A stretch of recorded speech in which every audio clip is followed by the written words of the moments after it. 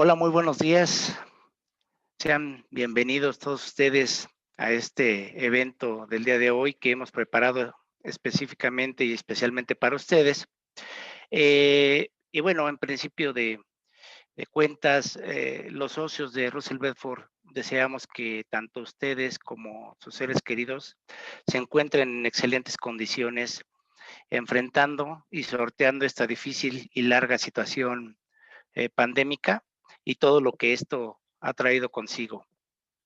Asimismo, deseamos que este 2021 nos depare mayor certidumbre y confianza, esto para continuar sobrellevando lo que resta de esta complicada situación sanitaria y de esta profunda crisis económica en la que nos encontramos sumergidos.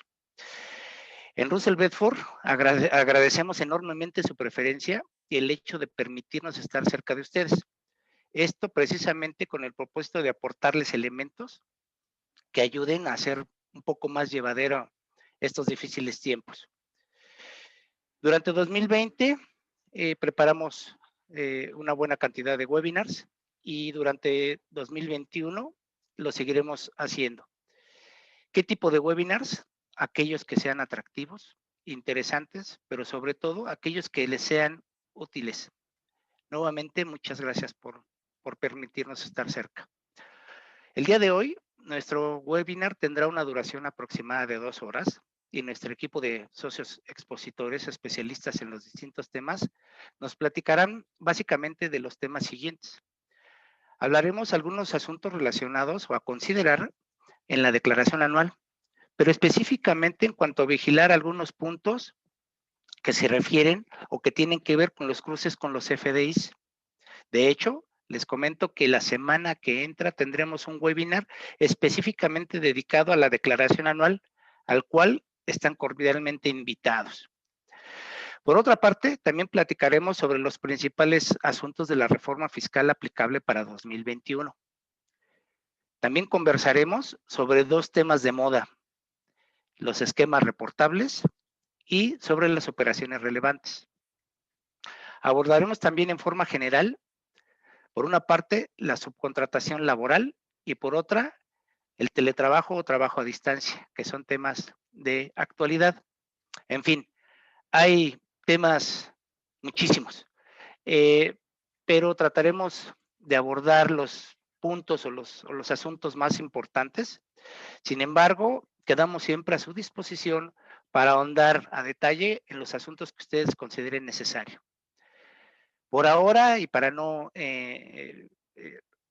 tomar más tiempo del necesario, solo me resta que en nombre de Russell Bedford agradecer su confianza en nosotros y enviarles un afectuoso saludo, deseando y esperando que sigan cuidándose mucho en lo que la situación mejora. Un abrazo a todos. Gracias. Comenzamos, por favor.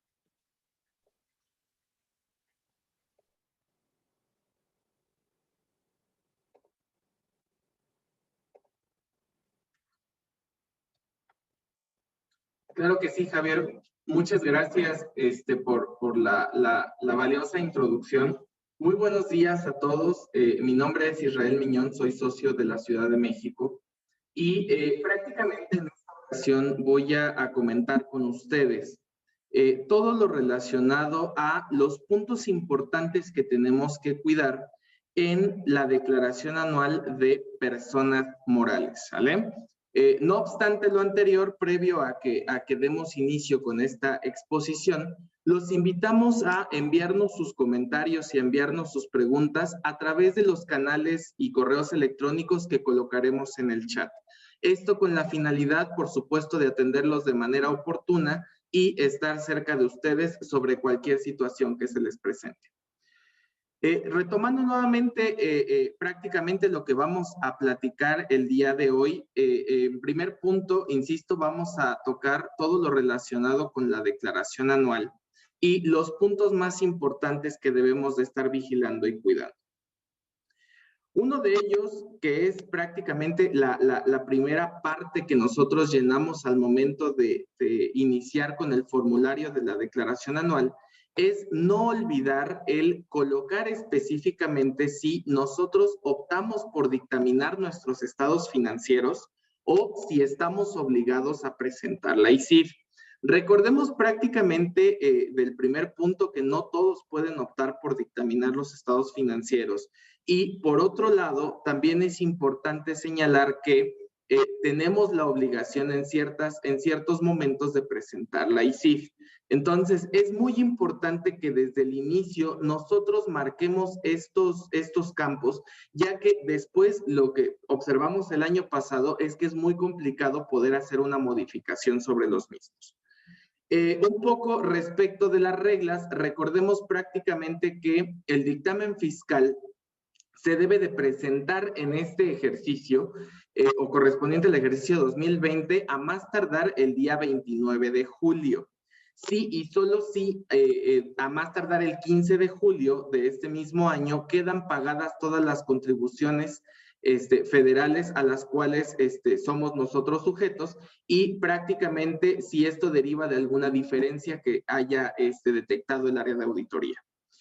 Por su parte, la ICIF, recordemos prácticamente que estamos obligados a presentarla conjuntamente con la declaración anual. Esto ya lleva a lo mejor un par de años en donde prácticamente se ha comentado que el archivo que nosotros generamos como parte de la ICIF es el mismo archivo que se incluye en el paquete de la declaración anual y se van juntos. Entonces, lo tenemos que presentar de manera conjunta y recordemos que estamos obligados por ingresos o por ciertas operaciones. Ya sea que presentemos la ICIF de manera completa, como la conocemos que es con el llenado de todos los anexos, o simplificada simplemente con algunos anexos. Entonces, es importante, insisto, que llenen los campos de manera adecuada si es que van a optar por el dictamen o si estamos obligados a presentar esta otra declaración informativa. Un poco navegando acerca del contenido de la declaración, prácticamente lo que hemos estado observando es que la información se ha estado actualizando de manera oportuna y en algunas ocasiones sí ha estado señalando las fechas de actualización o cortes que la autoridad tiene contemplados como parte de la información que se llena dentro de la declaración. Entonces, por ejemplo, aquí podemos observar que la última actualización fue el 16 de febrero, esto lo obtuvimos el día de ayer, hoy seguramente ya está al día 17, y también los FDIs de nóminas. En términos generales, sí es importante que consideren que esta declaración en particular para este ejercicio ha sufrido respecto de modificaciones o pequeños cambios en algunos campos. Tan es así que, por ejemplo, el día 5 de enero estábamos con una versión que era la 5.2 y al día de ayer todavía nos encontrábamos con la versión 5.3, ¿sale? Entonces, sí es importante también considerar que con base en ciertas modificaciones que va haciendo la autoridad, se van actualizando las versiones. Dentro ya del llenado de la declaración anual, pues podemos apreciar muchos campos o secciones que ya veíamos o observábamos en el ejercicio pasado. Prácticamente hablamos de ingresos, deducciones, la determinación del pago y algunos otros datos adicionales. Vamos a ver específicamente todo lo relativo ahorita a ingresos, que es prácticamente lo que hemos estado observando que la autoridad ha estado haciendo match directamente contra comprobantes fiscales y adicionalmente también contra la información que nosotros manifestamos dentro de los pagos provisionales. Dentro de los ingresos nominales vale la pena señalar que observamos algunos campos que incluyeron y ahorita vamos a platicar un poquito de ellos, pero también sigue existiendo la necesidad de manifestar o clasificar todos aquellos ingresos que nosotros manifestamos dentro de los pagos provisionales. Esta pantalla justamente lo que muestra es toda la información que nosotros fuimos virtiendo dentro de las 12 declaraciones de pago provisional que presentamos dentro del ejercicio 2020 y lo único que nos está solicitando es clasifícamelo. Aquí sí es importante considerar dos cosas. La primera es, en términos generales, recordemos que existen algunos elementos o existen algunas clasificaciones que aquí podemos apreciar en esta lista, en las cuales pues la autoridad como tal puede hacer el cruce de manera directa. Y hablo sobre ingresos que en términos generales están relacionados con comprobantes fiscales emitidos por nosotros. Entonces hay que tener cuidado justamente al hacer esta clasificación y todo soportarlo perfectamente a través de papeles de trabajo. El segundo punto que nos llama la atención y que hay que tener mucho cuidado, principalmente para este nuevo ejercicio, es prácticamente una nueva regla que están incluyendo dentro de la resolución miscelánea fiscal para el ejercicio 2021. Y es prácticamente que ahora nuestros pagos provisionales de impuestos sobre la renta se van a ver prellenados con los ingresos que se manifiestan o que emanan directamente de los comprobantes fiscales emitidos. Entonces, prácticamente aquí lo que menciona la regla es que ya una vez que aparezca la información ahí, entenderíamos que nosotros no vamos a poderla modificar a menos que presentemos una declaración complementaria. Sin embargo, sí es importante que retomemos esa práctica de hacer el match directamente entre los ingresos nominales, por supuesto contabilidad, y por otro lado los comprobantes fiscales emitidos, ya que esto cobrará todavía mucho más importancia dentro del ejercicio 2021.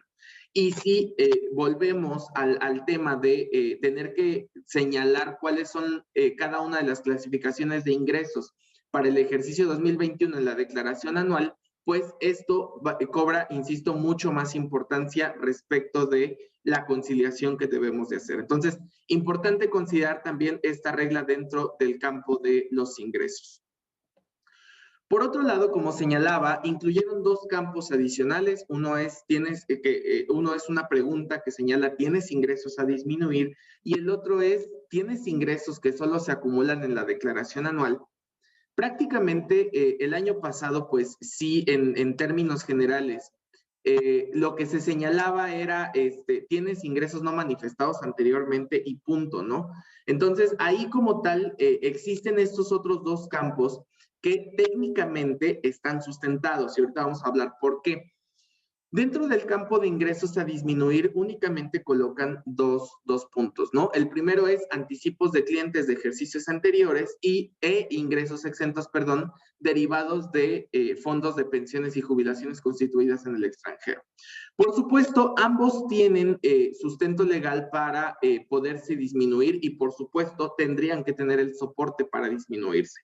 Ojo, hay que contemplar que al momento de disminuirlo es porque nosotros estamos de inicio considerando que estos importes que vamos a restar se encuentran dentro del campo de ingresos nominales, es decir, dentro de la información que nosotros manifestamos de enero a diciembre. Entonces, aquí hacemos una pequeña precisión respecto de los anticipos de clientes y esto es una pregunta que hace la propia autoridad dentro de un documento de preguntas y respuestas frecuentes, en donde señala cuándo se tienen que restar los anticipos de ejercicios anteriores. En muchas ocasiones nos hemos llegado a enfrentar con que nos preguntan, oye, pero yo ya jugué el saldo inicial y el saldo final respecto de los anticipos de clientes dentro de los ingresos nominales. En ese caso ya no habría que hacer nada, ¿sale? Simple y sencillamente aquí sí hay que considerar específicamente cuándo es que podemos restar estos anticipos y es cuando se cancelen y previamente se hubieran acumulado, ¿vale? Entonces, hay que tener mucho cuidado, insisto, con este campo, porque sí va a disminuir los ingresos que previamente habíamos manifestado en los pagos provisionales. Por otro lado, existe el campo de ingresos que solo se acumulan en la declaración anual. Y aquí prácticamente nos ponen única y exclusivamente 4 conceptos. Y estos 4 conceptos prácticamente sí están sustentados con una base fiscal. Entonces, ojo, ¿no? Hay que tener mucho cuidado también si llegamos a tener por ahí algún otro ingreso que no corresponda a alguno de estos 4 y que nosotros no hayamos manifestado como parte de los pagos provisionales, pues realmente no tendríamos un campo adicional donde sumarlo, lo que nos llevaría específicamente a presentar declaraciones complementarias de enero a diciembre. Ojo, todo con base en el sustento legal que por supuesto la autoridad está contemplando al momento de señalar cuáles son los supuestos en los cuales única y exclusivamente se permite acumular el ingreso hasta el anual. Y tal es el caso también de los ingresos percibidos en el extranjero. Como tal, también es una regla dentro del artículo 14, en donde prácticamente nos permiten el acumular el ingreso percibido del extranjero hasta la declaración anual, sí y solo si pagamos el impuesto sobre la renta a través de retención que nos hubiera hecho el tercero. Entonces, aquí como tal, lo que sí ya nos van a pedir es detallar cuál es el ingreso, cuál es incluso el impuesto sobre la renta que pagamos, con quién tuvimos la operación, el país con el cual tuvimos la operación, etcétera, ¿sale? Entonces, relativo a ingresos, prácticamente son los puntos importantes que debemos de considerar. Y ojo, insisto, ¿no? En cada uno de ellos, el tener el sustento, tanto en papeles de trabajo como en disposiciones fiscales aplicables, para poder sumar o restar dependiendo de cuál sea el caso, ¿sale? Respecto de ingresos, realmente esto es lo importante que debemos de considerar y vamos a pasar ahora al tema de deducciones autorizadas. Me voy a detener un poco en la parte de sueldos y salarios, ya que la autoridad como tal sí hizo muchas adecuaciones para bien, por supuesto, respecto de los comentarios que traíamos del año pasado.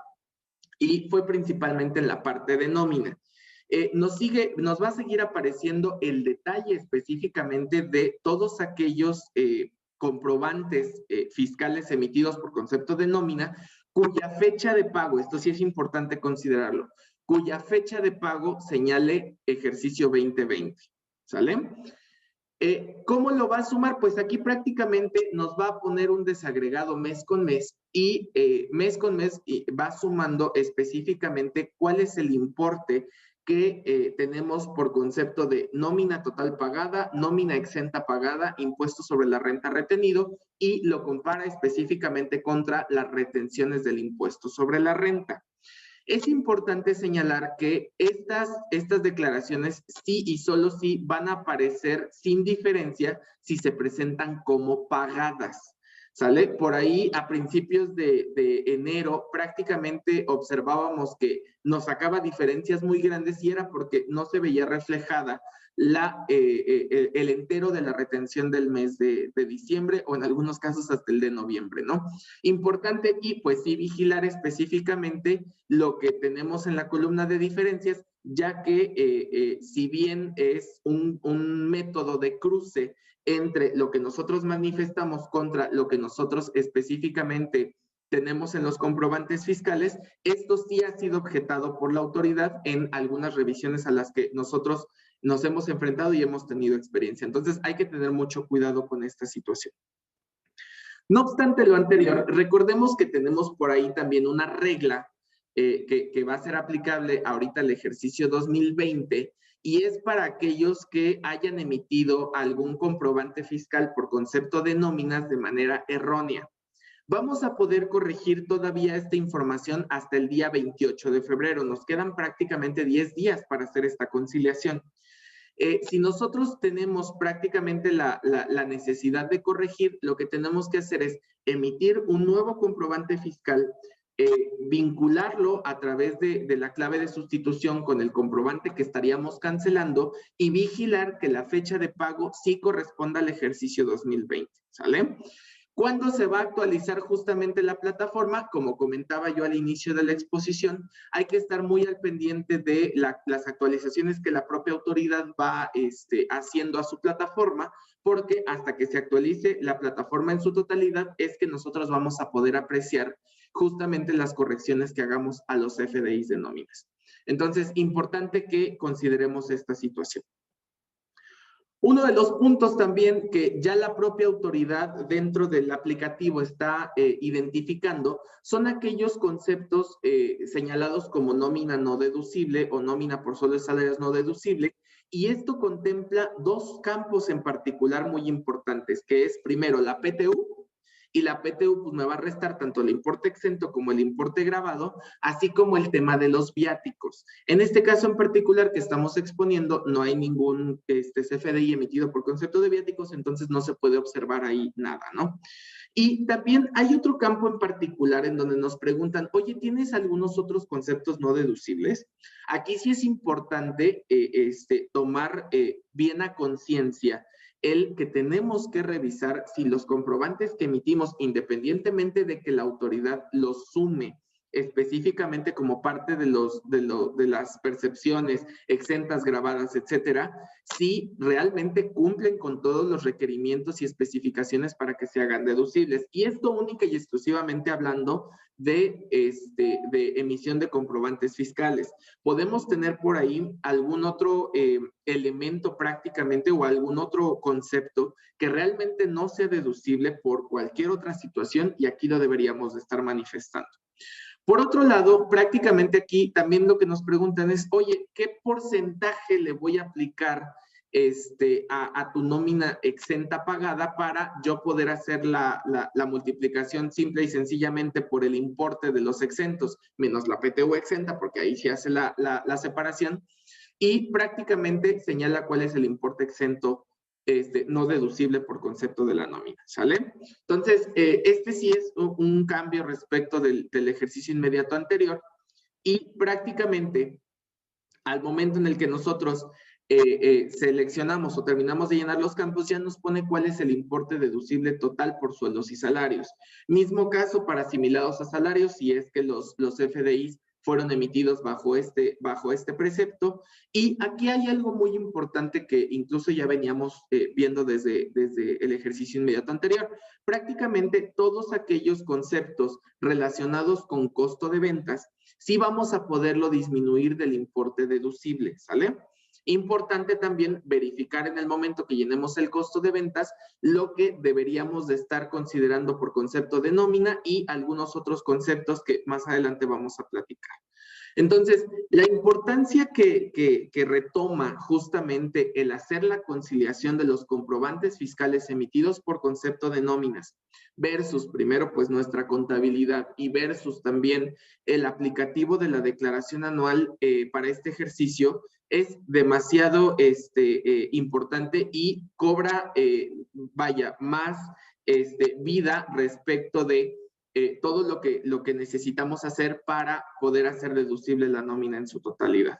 Entonces, sí es algo importante que ustedes deben de verificar y en su caso ya tener la conciliación a la brevedad posible.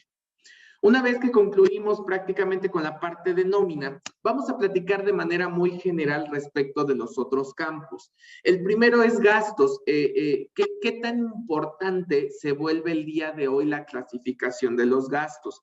Porque ahí la autoridad, pues realmente lo que hizo fue señalar cuáles son los conceptos, incluso que hasta vienen en la ley del impuesto sobre la renta, y el día de hoy puso algunos otros conceptos que incluso nosotros los vemos con finalidad de cruce.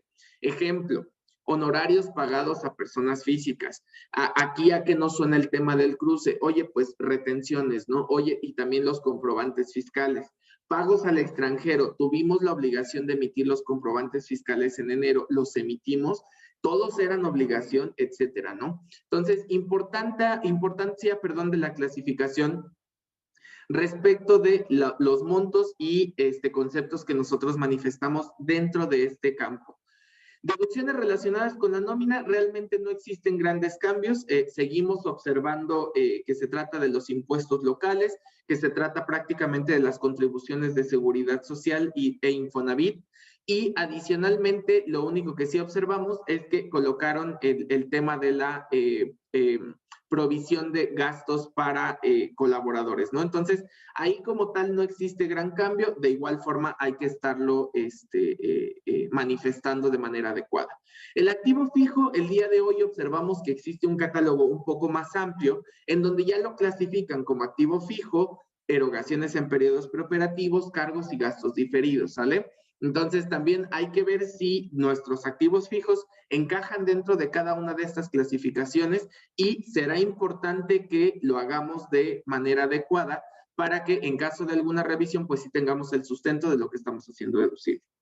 Dentro de estos tres conceptos que acabo de señalar, prácticamente sigue existiendo el campo, insisto, de algo de esto que tú estás haciendo deducible está relacionado con el costo de ventas. Si nosotros lo manifestamos las cantidades, al momento en el cual nos enfrentemos con el costo de ventas, prácticamente vamos a poder apreciar cada uno de los conceptos que fuimos restando de tanto de gastos como de deducciones relacionadas con la nómina y el activo fijo. El costo de ventas no sufrió cambios, seguimos teniendo las mismas situaciones y hay que seguir cuidando, insisto, la conciliación de toda la documentación soporte que nosotros tenemos para poder hacer deducible el costo de ventas. Una vez que nosotros llenamos toda la parte de deducciones autorizadas, nos vamos a enfrentar a la determinación. Y en la determinación única y exclusivamente hay que llenar tres campos. La PTU pagada del ejercicio, las pérdidas fiscales y seleccionar si tenemos o no estímulos fiscales por aplicar, ¿vale? Dentro del tema de la PTU pagada, lo que observamos es, ojo, aquí sí mucho cuidado, porque dice PTU pagada y timbrada en el mes de mayo. Y no necesariamente nos va a amarrar contra el importe de la PTU que nosotros manifestamos dentro de los pagos provisionales, ¿no? Porque sí, literal, se refiere a la del mes de mayo. Lo que deberíamos de hacer en el campo de abajo es prácticamente complementar la información. Ahí sí observamos una pequeña área de oportunidad, ya que prácticamente se señala ahí que debemos de colocar la PTU que no se disminuyó en pagos provisionales. Pero, bueno, vaya, entendemos que lo que tenemos que hacer ahí es el total de la PTU pagada en el ejercicio, ¿sale? Y, ojo, porque esto también nos tendría que estar amarrando contra lo que vimos en nómina, ¿no? Si ellos mismos ya están identificando parte de la PTU cómo se timbró, ¿vale? Las pérdidas fiscales de ejercicios anteriores. Aquí realmente lo que nos invita la autoridad es a detallar. Hay que tener mucho cuidado aquí en esta situación porque hemos estado observando, incluso hasta el día de ayer, hemos estado observando que con algunos contribuyentes sí les aparecen las pérdidas fiscales de ejercicios anteriores y en algunos otros no les aparece.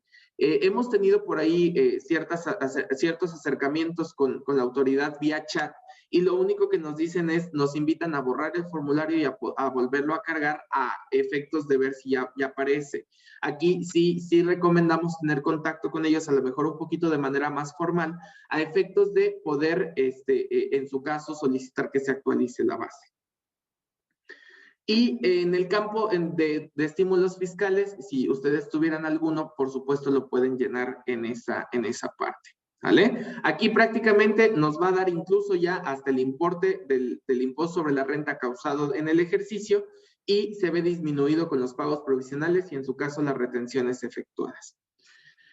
Y por último punto, sí es importante considerar prácticamente aquí dentro del campo de datos adicionales que se complementaron algunos campos que son prácticamente entre ellos, como circulo en esta presentación, la PT1 cobrada en el ejercicio anterior. Aquí la autoridad ya hizo sumas y restas, hizo sumas y restas de lo que nosotros manifestamos en la declaración del ejercicio pasado, del ejercicio 2019, versus lo que ellos ya observan en los FDIs de PTU pagada. Entonces, pues ahorita lo que sí me están diciendo es, oye, pues ya lo que tú me manifestaste menos lo que pagaste, todavía te queda pendiente esto, ¿no? Y pues adicionalmente a la PTU de este ejercicio. El coeficiente de utilidad lo sigue calculando de manera automática el sistema. Aquí pues sí hay que revisar el papel de trabajo. Aquí yo creo que es más factible que modifiquemos el papel de trabajo porque sí hemos visto que el aplicativo lo calcula de manera adecuada. En el caso de la PTU sí observamos por ahí un área de oportunidad dentro del formulario, ya que dentro de los salarios y prestaciones exentas no deducibles, ¿qué creen?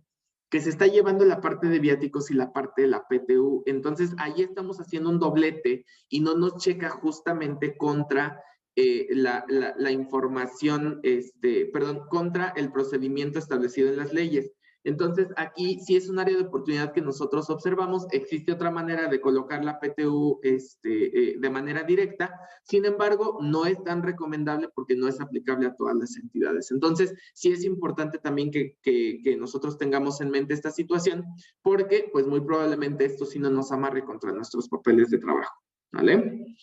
Y un último campo adicional a la CUCUA y CUFIN, que al día de hoy nada más observamos que hay que colocar los montos, es que ya nos están preguntando si contamos con un esquema reportable. Aquí sí es importante señalar, hay que verificar si estamos obligados, hay que verificar si realmente tenemos en su caso, algún esquema reportable, y pues en febrero es la fecha límite para poder cumplir, ¿no? En su caso, si ya tenemos algún número de esquema reportable, habría que colocarlo en este campo y guardarlo. Ojo, también es importante considerar que dentro de los cambios que le hicieron a la ISIF, también se contemplan situaciones y preguntas en relación a esquemas reportables. ¿Vale? Entonces, dentro de los campos más importantes y modificaciones son prácticamente las que comentamos durante el transcurso de estas láminas. Dentro de estados financieros sigue viniendo estados resultados, balance, conciliación contable fiscal. Sin embargo, nuevamente, como comentó Javier al inicio, los invito a que participen con nosotros en el webinar que vamos a dar la siguiente semana, el 23 de febrero, en donde vamos a dar justamente el detalle de todo esto que estamos viendo específicamente de la declaración anual. Vamos a comentar incluso algunos campos en particular, insisto, con el detalle debido, para que ustedes puedan tener un poco más de visibilidad respecto de este formulario. ¿Vale? Entonces, de mi parte hasta el momento sería todo. Los dejo con mi socio Jesús Sánchez para platicar acerca de cancelación de certificados de sello digital. Muchas gracias.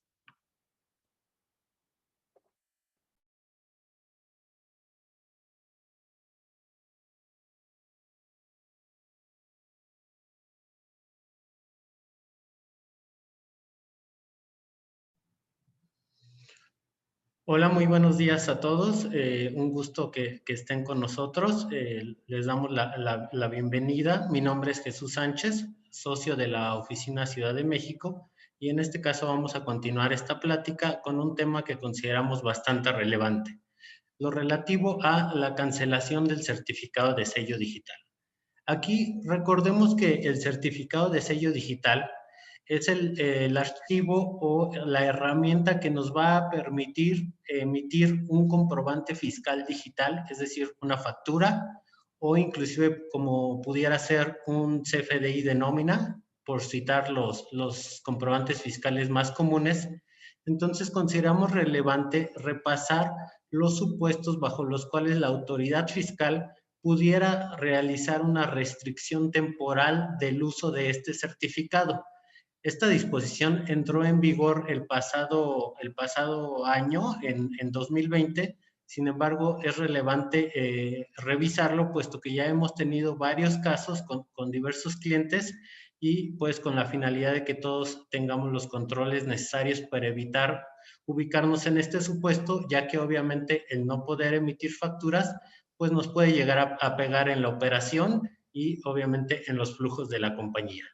En este sentido, uno de los supuestos que se establece para la cancelación y restricción temporal de los sellos es cuando, pasado un mes de la fecha límite para la presentación de la declaración anual, esta no se hubiera presentado. Entonces, es muy importante cumplir en tiempo y forma con esta obligación. En el caso de las declaraciones mensuales, cuando tuviéramos la omisión de 2 o más declaraciones, sean consecutivas o no sean consecutivas, también pudiéramos ubicarnos en este supuesto de restricción temporal de sellos. Otro de los supuestos es cuando en la autoridad fiscal, en el ejercicio de las facultades de comprobación, no localice al contribuyente en su domicilio fiscal. Aquí hay que tener mucho cuidado en la práctica, sobre todo a raíz del tema de la pandemia. Hemos tenido muchos casos o algunos casos con clientes cuyo personal, obviamente por las situaciones de la emergencia, se retiró a trabajar desde casa y no se dejó alguna persona que pudiera estar al pendiente en el domicilio.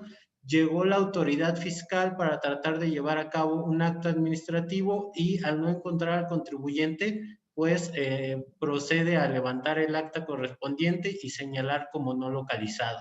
Entonces, en este sentido, la sugerencia es que a pesar de esta situación de la pandemia, pues sí, tratemos de implementar el control para que tengamos a alguien en la oficina, en las instalaciones, en el domicilio fiscal, y adicionalmente también sugerimos llevar a cabo la verificación de la opinión de cumplimiento fiscal.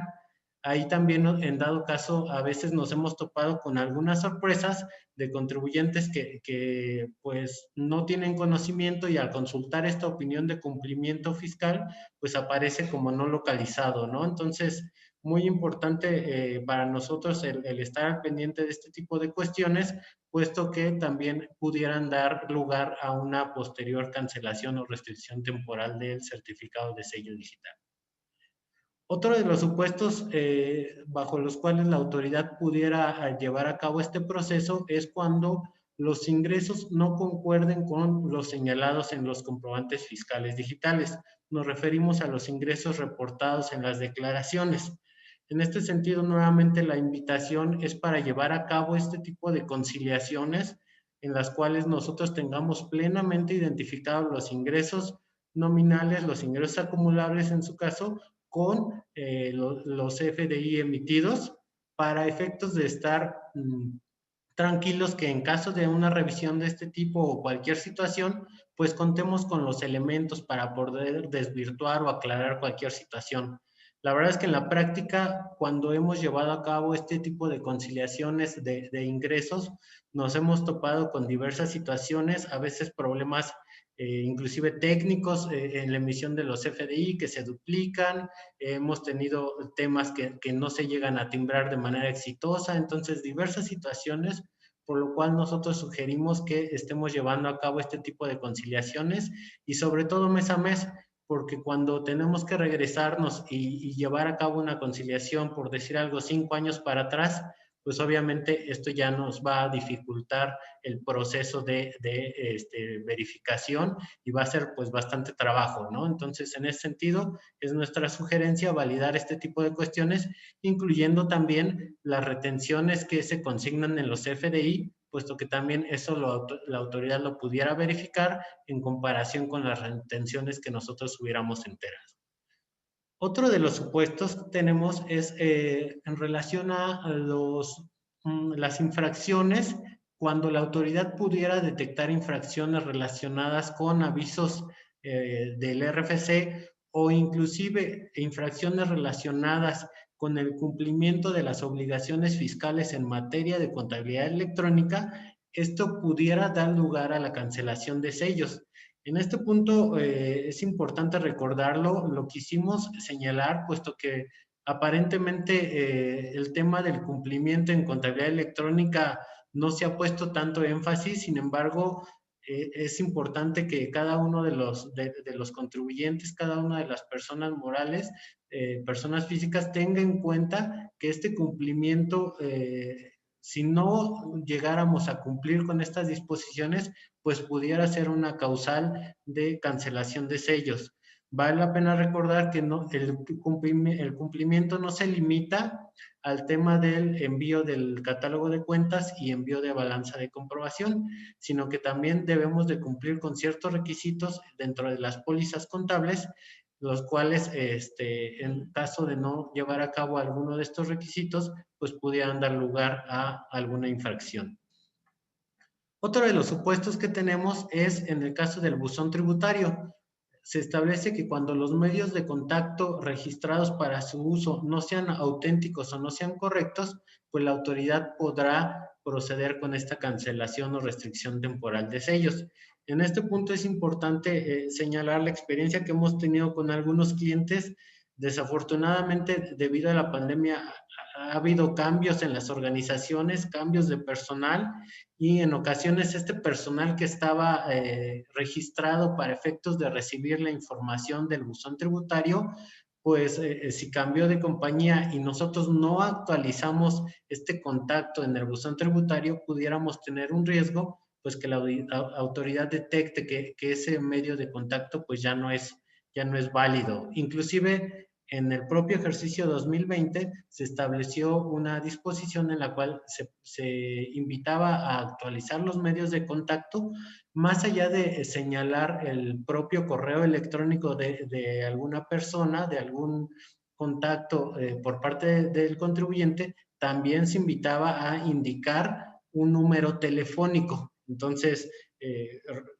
lo retomamos para efectos de que quien no haya llevado a cabo esta actualización, pues lo haga lo antes posible. Eso se tuvo que haber realizado en 2020, pero por favor, pues considérenlo a la brevedad para evitar caer en alguno de estos supuestos de cancelación y restricción temporal de certificado de sello digital.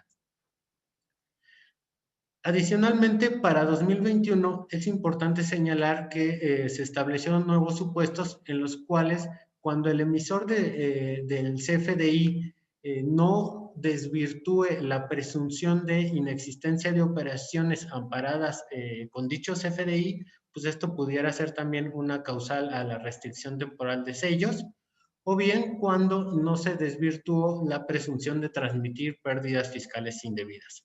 Estos son nuevos supuestos que van a estar en vigor en 2021 y también son importantes de considerar.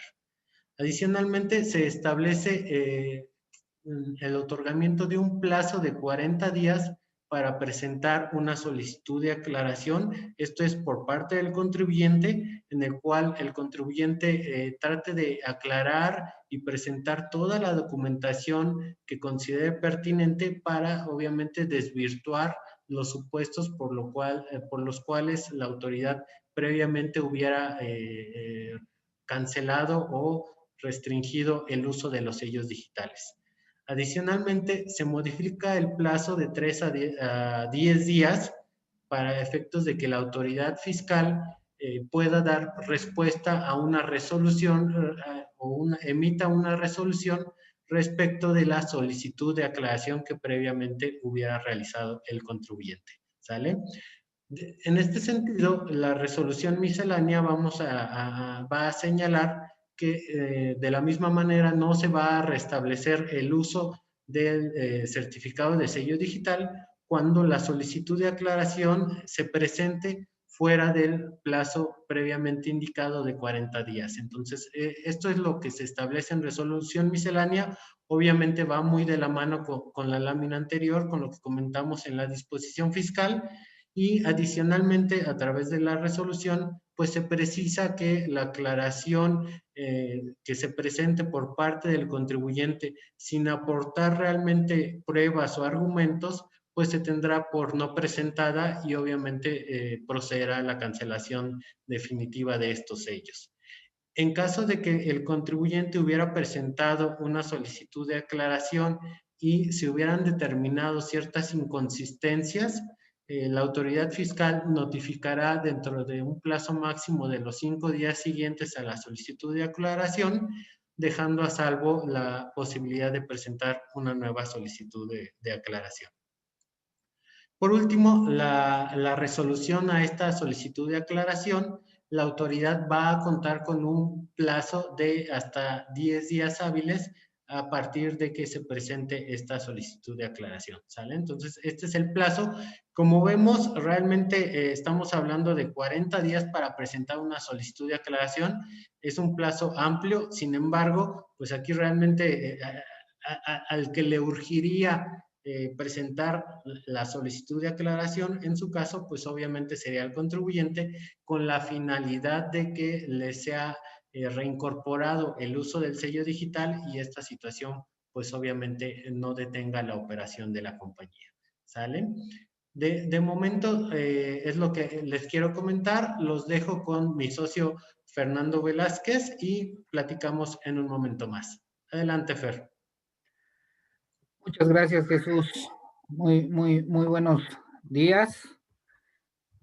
Ahora vamos a pasar a un tema que también resulta bastante relevante, que es en materia de precios de transferencia. También hay que considerar varias situaciones para lograr una adecuada presentación de las obligaciones fiscales. Jesús, no tome el control si le mueves, gracias. En primer término, habría que comentar que para 2021 se eliminó la reducción que estaba vigente hasta el 2020 relativa al 50% sobre las multas que pudiesen imponer las autoridades fiscales derivado del incumplimiento de obligaciones en materia de precios de transferencia, principalmente enfocada justamente al cumplimiento del estudio de precios de transferencia y a las declaraciones informativas, la country by country, la master file y la local file. Y adicionalmente a que quitan esta disminución de multas, para 2021 se establece que ahora será un agravante justamente el no cumplir con estas obligaciones fiscales. Entonces, pues obviamente la autoridad fiscal está poniendo mayor énfasis al cumplimiento de estas obligaciones. Aquí cabe la pena recordar que al considerarlo como agravante, la autoridad fiscal al momento de que detecte alguna omisión en cuanto al cumplimiento de obligaciones de precios de transferencia e imponga una sanción, podría, al tratarse de un agravante, imponer la multa mayor, ¿no? Y en materia de precios de transferencia, pues hay montos significativos en cuanto a las sanciones.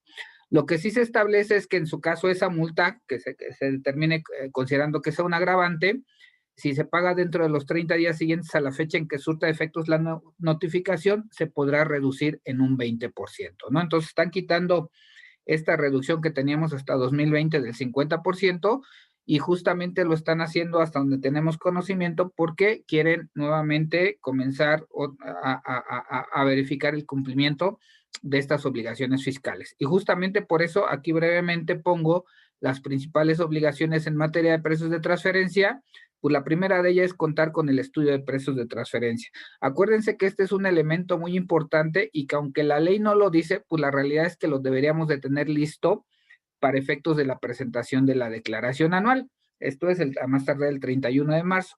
¿Por qué? Porque si existe un ajuste o si hay que modificar alguna situación en materia de precios de transferencia, pues justamente ya lo tendríamos que estar manifestando en la declaración anual. Aparte, este estudio sirve de base pues para presentar otras declaraciones, como es el caso de la ICIF, que pide bastante información en materia de precios de transferencia, ya sea en la simplificada o en la completa. En ambas pide información relativa al análisis de precios de transferencia. El dictamen, ni hablamos, pues también se incluye bastante información en materia de precios de transferencia. El anexo 9 de operaciones con partes relacionadas, pues definitivamente necesitamos la información del estudio para efectos de poder presentar adecuadamente esta declaración. También tenemos la declaración de operaciones relevantes, que ahí en el caso de que haya ajustes de precios de transferencia mayores a 60 millones de pesos o afecten en más de un 20% el ajuste, la utilidad de operación, pues también deben de reportarse, y obviamente la declaración informativa. Recuerden que no dar cumplimiento con estas obligaciones, por ejemplo, platicando un poquito de las declaraciones informativas de precios de transferencia, pues puede llevar a sanciones más o menos por ahí de los 220,000 pesos como máximo, ¿no? Entonces sí son sanciones importantes. El estudio de precios de transferencia en caso de no cumplir, a lo mejor las sanciones no son tan grandes, pero ahí sí hemos tenido la experiencia que muchas veces la autoridad, si no se tiene, lo utiliza como un elemento, obviamente para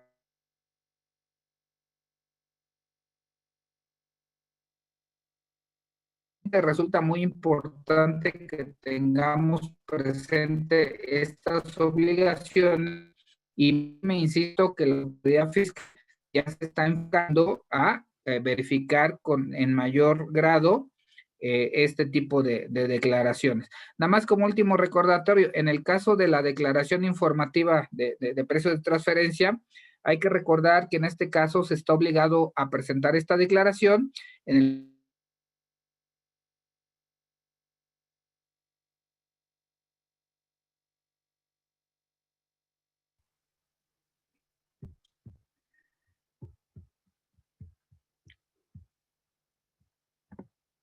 Perdón, creo que tuve una pequeña falla. Les comentaba que están obligados a presentar esta declaración a aquellos contribuyentes, si lo estamos viendo para 2020, en el caso de que en el ejercicio de 2019 sus ingresos acumulables hayan sido superiores a 815 millones de pesos. Se trata de una compañía que tenga colocadas acciones entre el gran público inversionista, compañías que estén tributando en el régimen opcional para grupos de sociedades, entidades paraestatales y a veces una que se nos olvida, todos los establecimientos permanentes están obligados a presentar estas declaraciones informativas. ¿Sale? Entonces, para que lo tengamos presente. Como les comentaba, la realidad es que las autoridades fiscales se están enfocando mucho más a este tema de precios de transferencia. Entendemos que va a haber una mayor fiscalización en esta materia, entonces realmente resulta muy importante que cumplamos con todas las obligaciones de manera adecuada. Uno de los puntos que tenemos conocimiento y que de alguna manera ya hemos visto que se va a enfocar la autoridad en sus revisiones en materia de precios de transferencia, más allá de que si está dentro de los rangos, que obviamente es importante, es verificar realmente la existencia o la razón de negocios y la materialidad de las operaciones. Entonces, aquí resulta muy importante realmente en la elaboración del estudio que en el análisis funcional realmente se soporte esta situación con un muy buen estudio funcional donde se detalle y efectivamente se verifique la existencia de las operaciones y su razón de negocios. Entonces, aquí como punto final, pues será muy importante para este ejercicio verificar que estemos dando cumplimiento a todas nuestras obligaciones en materia de precios transferencia y si no lo estamos haciendo, pues bueno, pues establecer las medidas necesarias para hacerlo, para la cual nos ponemos a sus órdenes. Ahora pasando a otro tema que también ha generado mucho de qué platicar, es respecto de la revelación de esquemas reportables. En este sentido, si bien la regla se incorporó a la ley, al Código Fiscal de la Federación en el 2020, su reporte o su revelación comienza justamente a partir del 2021 y justamente vence el día de hoy, ¿no? Entonces, digo, es importante comentarlo. Básicamente, ¿qué se estableció? Bueno, que en el caso de aquellos esquemas que generen un beneficio fiscal en México y que reúna alguna de las características del artículo 199, ahorita vemos en manera general cuáles son ellas, y siempre y cuando la operación exceda o el beneficio fiscal, perdónenme, exceda de más de 100 millones de pesos en el caso de esquemas personalizados, en ese caso se tendría que estar presentando una declaración ante las autoridades fiscales revelando este tipo de esquemas. Aquí cabe la pena recordar que el hecho de que se revele un esquema ante las autoridades fiscales, de entrada no significa que esté mal, ¿no? O que se está haciendo algo mal. Simplemente la autoridad está solicitando esta información para efectos de evaluar y realmente verificar que la operación en dado caso tenga el sustento y la materialidad necesaria para llevarlo a cabo. Si no, pues seguramente estará cuestionando su aplicación. Pero de inicio, insisto, pues no se trata que por el hecho de que se reporte alguno de este tipo de operaciones se esté haciendo algo indebido. En este sentido, hay que tener bien presente que justamente para revelar deben de reunirse estas tres características. Esto es que sea un esquema que genere un beneficio fiscal en México y que reúna alguna de las características del artículo 199. También dentro de lo que se estableció en el propio Código Fiscal de la Federación, que no es a través de la declaración, pero que de alguna manera también se va a estar reportando, porque hay que emitir una constancia, es que si califica como un esquema y aparte existe un beneficio fiscal, pues se tendría que estar emitiendo por parte del asesor fiscal una constancia y de alguna manera, de cualquier manera, la autoridad se va a enterar de que efectivamente se está teniendo un esquema de este tipo.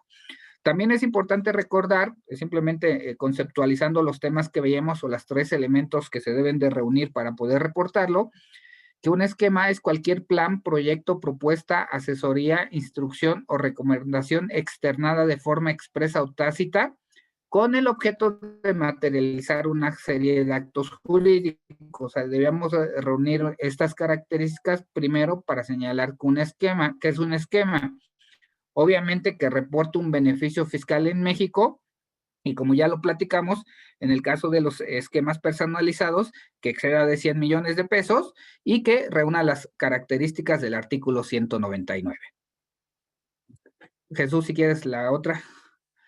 Aquí básicamente listo cuáles son esas características que señala el artículo 199. El primero de ellos es aquellos que eviten intercambio de información. Incluso cabe la pena señalar que aunque sea personalizado, de cualquier manera, independientemente del monto que pudiera generar o el beneficio fiscal que se pudiese generar, se tiene que reportar, ¿sale? Y aquí vienen todos los demás: eviten la tributación de entidades extranjeras y figuras jurídicas transparentes, actos jurídicos que permitan transmitir pérdidas fiscales. Bueno, vaya, todos los que ven aquí en la lista, si se ubican en alguno de estos supuestos, generan un beneficio fiscal y califican como un esquema, pues lo tendríamos que estar revelando.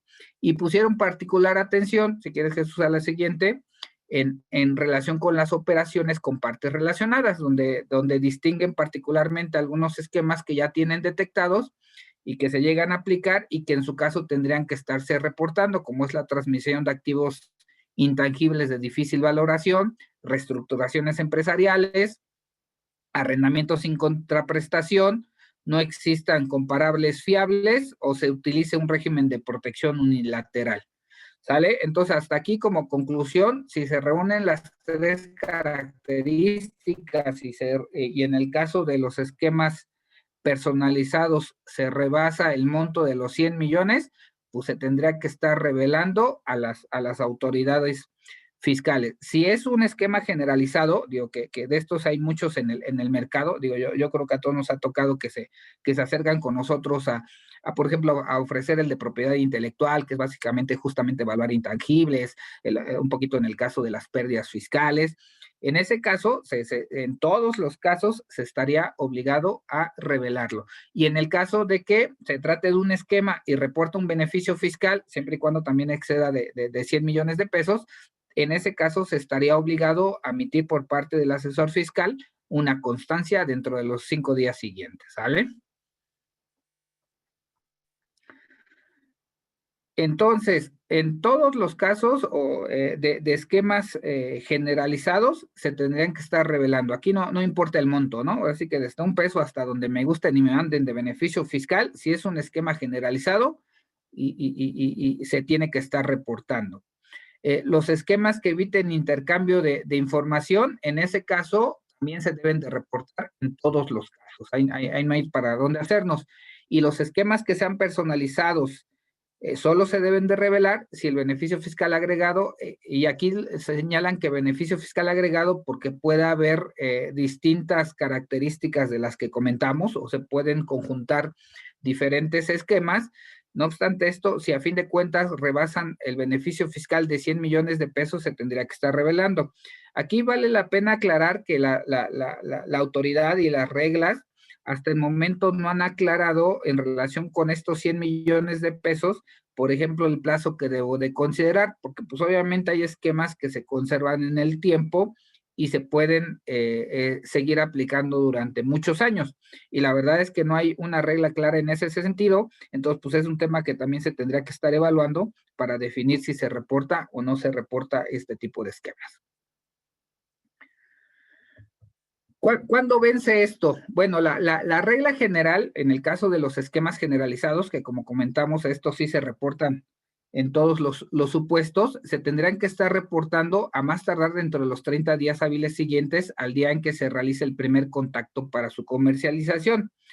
¿Qué significa esto? Por ejemplo, si tuvimos un esquema de este tipo durante 2020, la disposición justamente entró en vigor el 1 de enero del 2021, ya para su reporteo. Si contamos 30 días, justamente pues vence el día de hoy, ¿no? Entonces, si tuvimos un esquema generalizado que se haya implementado, que se haya tenido el primer contacto y que incluso se esté implementando todavía, pues el día de hoy lo tendremos que estar reportando, ¿no? En el caso de los esquemas personalizados, estos se tienen que reportar a más tardar dentro de los 30 días hábiles siguientes al día en que el esquema esté disponible para el contribuyente para su implementación, incluso habla hasta antes de que se implemente, ya se tiene que estar reportando, o se realice el primer hecho acto jurídico que forme parte del esquema, lo que suceda primero, ¿sale? Como les comentaba, pues estos plazos comenzaron a partir del 1 de enero del 2021, por lo cual en ambos casos de esquemas generalizados y de esquemas personalizados, el día de hoy vence el plazo para reportarlos. Cabe señalar que a través de una disposición transitoria en el Código Fiscal de la Federación se estableció que en el caso de aquellos esquemas que se hubieran generado con anterioridad a 2020 y que tuvieran efectos en 2020 y obviamente o en su caso en años posteriores, el contribuyente es el obligado a revelarlos. En este caso, el único obligado es el contribuyente. Entonces, si se generó algún esquema en años anteriores que se ubiquen en estos supuestos que acabamos de comentar, la empresa como tal, independientemente de que los hubiera asesorado un asesor fiscal, en este caso particular, las empresas son las únicas obligadas a efectos de revelar este tipo de esquemas. También platicamos lo de la constancia, esto es, en el caso de que se trate de un esquema y genere un beneficio fiscal, se tiene la obligación de emitir una constancia, y esta constancia se tiene que emitir dentro de los 5 días siguientes a la fecha igual que esté disponible para su implementación o que se lleve a cabo el primer acto jurídico para la implementación. También como una obligación adicional que tienen los asesores fiscales es presentar en el mes de febrero una declaración informativa, básicamente con los datos de aquellos contribuyentes a los cuales se les desarrolló o se participó en un esquema que se considere como reportable.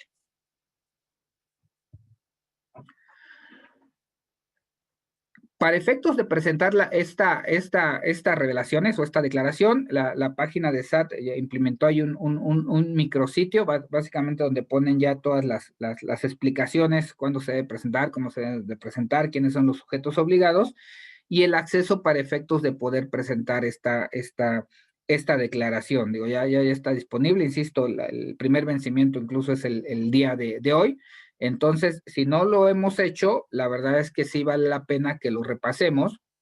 Si quieres, Jesús, pásate a la siguiente, porque si no, pues las sanciones son bastante altas, ¿no? En el caso de los asesores, por ejemplo, si participan o ellos generan o están involucrados incluso parcialmente en un esquema reportable y no cumplen las obligaciones de reportarlo o de obtener la constancia cuando lo reporta otro asesor, pueden tener una sanción por cada esquema, y esa parte por cada esquema, no es por todos, que puede ir de 50,000 hasta 20 millones de pesos. Y en el caso de los contribuyentes, pues tampoco se quedan atrás. Las sanciones pueden ir entre el 50% y el 75% del monto del beneficio fiscal. Entonces, realmente son sanciones muy importantes o consecuencias muy importantes que nos llevan, si quieres, Jesús, a la siguiente, realmente a tomar medidas para efectos de establecer internamente los controles necesarios para identificar y, en su caso, para determinar si este tipo de esquemas deben de reportarse. Aquí cabe la pena señalar que si en algún momento un asesor fiscal desarrolla un esquema de este tipo y no lo reporta, de cualquier manera la compañía es obligado a reportarlo. Israel platicaba en la declaración anual que se debe incluir un numerito en el caso de que se hubiera tenido un esquema reportable. Ese número básicamente se obtiene al momento en que el asesor fiscal lo reporta, ahora sí que como parte de los acuses o de la información que recibe del SAT por la revelación de ese esquema, se recibe justamente ese número y una constancia que se tendría que estar proporcionando al contribuyente. Pero insisto, si el asesor no lo hace, por lo que ustedes quieran o manden, sujeto a las multas que acabamos de ver, el contribuyente en este caso sería el obligado a revelarlo. Entonces hay que tener mucha atención y realmente hay que verificar qué hicimos en años anteriores, si no tenemos algún esquema de esta naturaleza que se tendría que estar reportando, verificar que lo haya revelado el asesor si fue en 2020, y si no lo hizo o fue esquemas que se desarrollaron en años anteriores a 2020 y que se tiene todavía beneficio en 2020, pues la compañía sería el obligado a revelarlo, lo cual se puede hacer incluso de manera extemporánea. Cabe señalar que la multa se aplica en el caso de que no se presente obviamente se presente fuera de plazo, pero una vez que la autoridad lo detecte. Si se realiza de manera espontánea, ahí sí podríamos evitar la aplicación de una sanción. Entonces, pues yo creo que independientemente de que el día de hoy esté venciendo el plazo correspondiente, pues sí será importante el hecho de que verifiquemos si realmente no tenemos algún tipo de estos esquemas que deban de reportarse, porque en dado caso habrá que hacerlo para evitar este tipo de sanciones. También otra recomendación que hemos visto mucho a nivel corporativo, en muchas ocasiones lo que se hace a nivel grupo corporativo y básicamente en el extranjero es que muchas ocasiones se hacen planeaciones de este tipo, se hacen esquemas de este tipo a nivel de nuestro corporativo y muchas veces aquí en México pues no necesariamente nos enteramos de otras maneras, ¿no? Cuando nos dicen, oye, pues pues ahora me vas a pagar regalías porque hay un intangible nuevo, ¿no? O el día de hoy antes me pagabas servicios administrativos y ahora ya tengo un esquema diferente de pagos porque estamos haciendo una reestructuración, ¿no? Y es lo que nosotros como que vemos y decimos, bueno, pues sale perfecto y le retengo y hago todo lo que corresponda, pero posiblemente se califique como un esquema reportable. Entonces, aquí la recomendación es que si nos voltemos con nuestros corporativos, les informemos que en México ya está vigente este tipo de esquemas.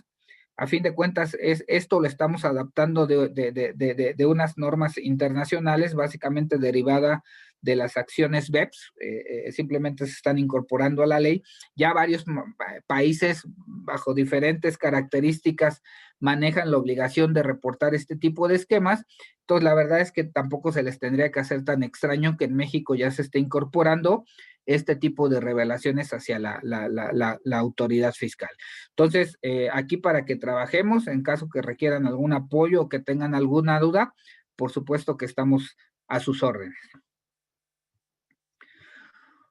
Otro tema que no se nos debe de olvidar y que va un poquito de la mano con esquemas reportables, incluso aquí como historia, en su momento cuando se presentó la iniciativa de ley para efectos del 2020, que se iba a incorporar lo del esquemas reportables, se estaban incorporando muchos más esquemas, ¿no? A fin de cuentas quedaron 14 fracciones, pero la verdad es que en la propuesta inicial había muchos más, ¿no?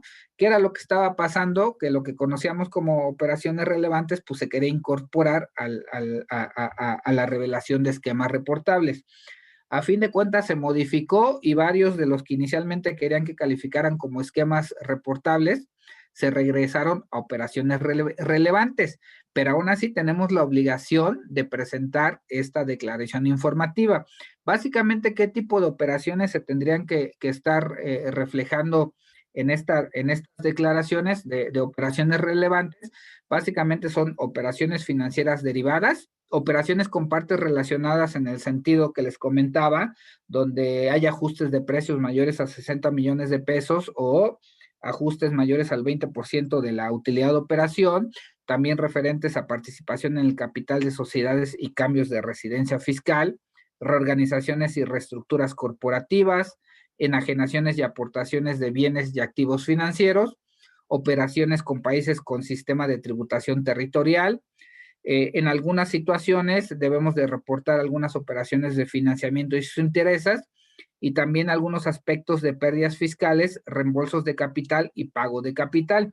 Entonces, la verdad es que vale la pena verificar igualmente que se esté dando cumplimiento con este tipo de declaraciones, porque si no también podemos tener un tema. Básicamente las fechas de vencimiento, Jesús, si le das a la siguiente, aquí las tenemos para que lo repasen. La regla es que se deben de presentar de manera trimestral en las fechas que están viendo aquí en la lámina, y como excepción se tiene que no se estaría obligado a revelar o presentar esta declaración en el caso de aquellas operaciones que de manera acumulada en el ejercicio sean inferiores a 60 millones de pesos. En este caso sí se estaría revelado de presentar esta declaración, pero sí se excede de estos montos acumulados, definitivamente se tendría que estar presentando y cumpliendo las obligaciones. Entonces aquí también el mensaje es el mismo. Regresémonos un poquito para atrás y verifiquemos efectivamente con las operaciones que hayamos realizado o lo que hayamos hecho, y nos ubicamos en alguno de estos supuestos para, en su caso, poder efectivamente presentar las declaraciones y evitar sanciones y problemas con las autoridades fiscales. Pues por mi parte sería por el momento todo. Jesús, te dejo. Muchas gracias, Fernando. Bastante interesante todas estas disposiciones de las que nos platicas y pues para tener en mente por todos nuestros amigos que nos hacen el favor de acompañarnos.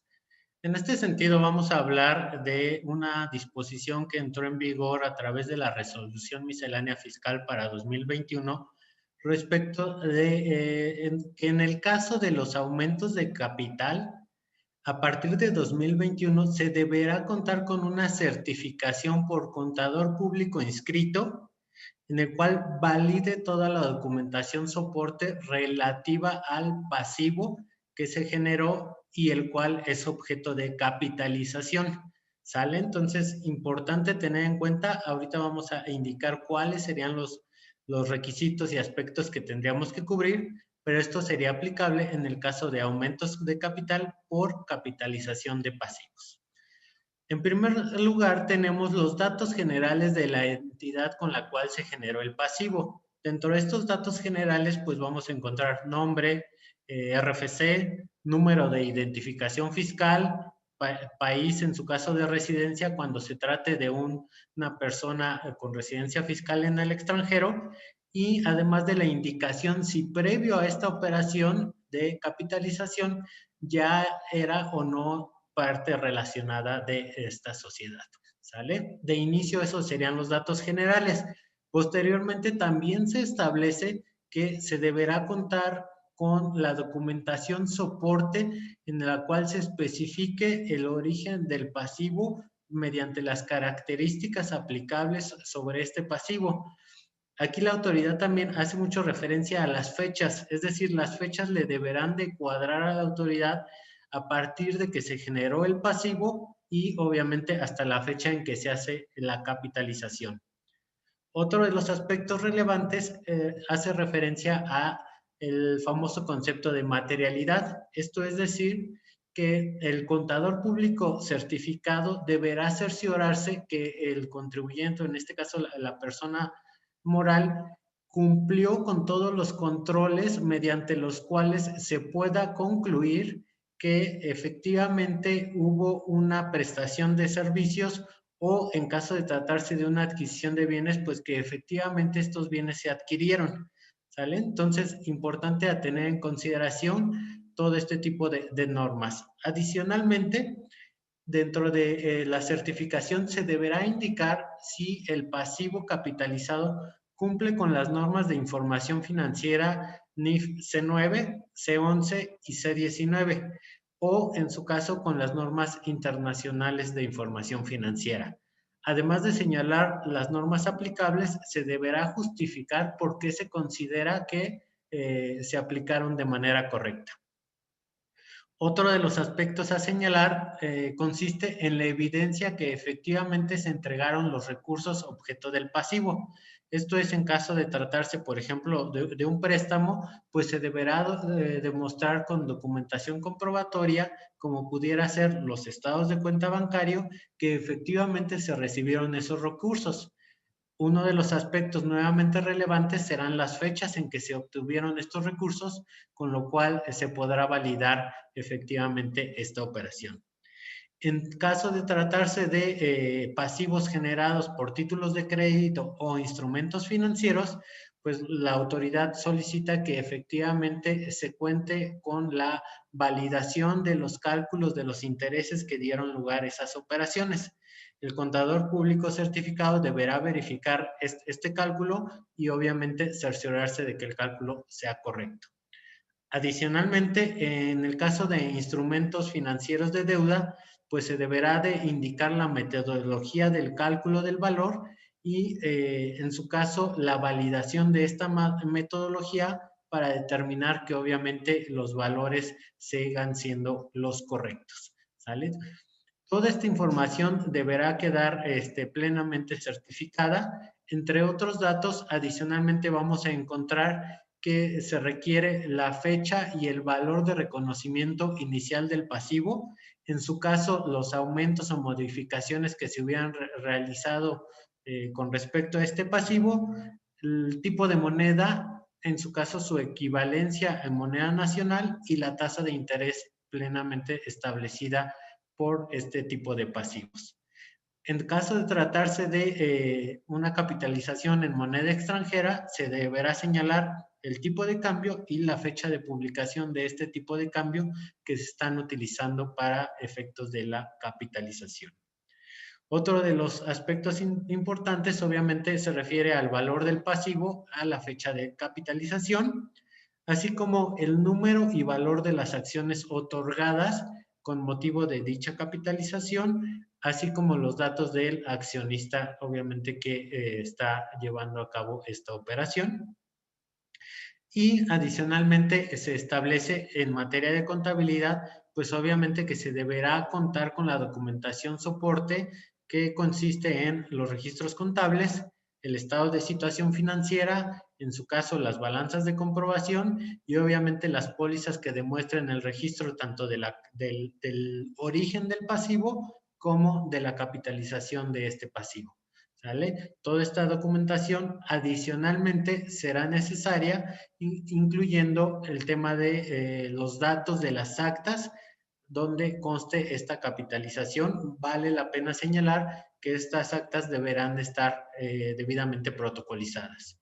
Toda esta información deberá ser revisada por el contador, ya que este contador pues hará una manifestación del cumplimiento de todos estos requisitos para que la autoridad tenga esa validación, así como el contador señalará la fecha en que se está llevando a cabo esta certificación, ¿vale? Entonces, una regla bastante relevante que entra en vigor a partir de 2021. Vamos a platicar de otras disposiciones fiscales que consideramos relevantes y que también son aplicables a partir de este año. Dentro de las modificaciones relevantes que encontramos, una de ellas hace referencia a los plazos para conservar la contabilidad. Anteriormente, cuando nos preguntaban o se tenía esa creencia que cuando se preguntaba cuánto tiempo era el que se debía mantener la contabilidad, pues se respondía prácticamente en automático que 5 años. Sin embargo, la autoridad en diversos procesos, en diversas revisiones, pues obviamente ha requerido información en la cual los contribuyentes, atendiendo a ciertas disposiciones que anteriormente estaban vigentes, pues no contaban con toda esta documentación soporte, por lo cual la autoridad pues no tenía los elementos para validar ciertas operaciones. En virtud de esa situación, se vio en la necesidad de establecer una reforma en la cual señale que en algunos casos la información que forma parte de la contabilidad deberá archivarse de manera permanente durante la existencia de la persona moral. Dentro de esta información encontramos los acuerdos y toda la documentación soporte relativa a los acuerdos obtenidos en los procedimientos de resolución de controversias, esto es en los tratados para evitar la doble tributación. Adicionalmente, en el caso de aumentos, disminuciones, distribuciones de dividendo o utilidades, se deberá soportar la sustancia económica. ¿Qué podríamos entender por sustancia económica? En este caso, básicamente nosotros lo relacionamos con obviamente las actas, obviamente los estados de cuenta donde se observen las operaciones, pudiéramos tener el caso de avalúos, todo esto deberá conservarse de manera permanente. Otro de los supuestos es en relación con la escisión y fusión de sociedades. En estos casos se establece que se deberá contar con el estado de situación financiera, estado de variaciones en el capital, así como los papeles de trabajo de la CUCA y la CUFIN de los ejercicios anterior y posterior a la fusión. Aquí me detengo un poco en el sentido de la CUCA y la CUFIN. Sabemos que realmente más allá del papel de trabajo, el cálculo que muchas veces tenemos en Excel, pues realmente el soporte de estas cuentas fiscales radica en las declaraciones anuales, en los papeles de trabajo que sirvieron de base para estas declaraciones anuales, en efectivamente las actas de asamblea, y toda esta documentación se considera parte de las cuentas fiscales. En ese sentido, si nosotros observamos esta disposición, pues a lo mejor valdría la pena revisar y redocumentar las cuentas fiscales. Si nosotros hemos tenido operaciones de distribuciones de dividendos, hemos tenido operaciones que han afectado estas cuentas fiscales, pues valdría la pena que las tengamos debidamente soportadas, ya que no sabemos si el día de mañana la compañía puede ubicarse en un supuesto de fusión y escisión, y obviamente pues vamos a tener que contar con toda esta documentación soporte, que si no lo hacemos el día de hoy, pues seguramente conforme pasen los años será mucho más difícil regresarnos a años anteriores, ¿no? Entonces, esa sería realmente nuestra sugerencia, que documentemos que se encuentre debidamente soportada la CUC y la CUFIN, y aquí, como dicen, pues más vale tenerla disponible y a la mano, puesto que no sabemos en qué momento la vamos a utilizar, ¿sale? Aquí otro de los puntos relevantes en relación con la devolución de los saldos a favor, se realizaron a partir de 2021 algunas modificaciones. Sin embargo, también aquí es importante detenernos, ya que al menos en lo personal he tenido algunos clientes que me dicen, oye Jesús, tú has tenido devoluciones, la autoridad nos sigue resolviendo las resoluciones, resolviendo, perdón, las devoluciones de saldo a favor de manera favorable.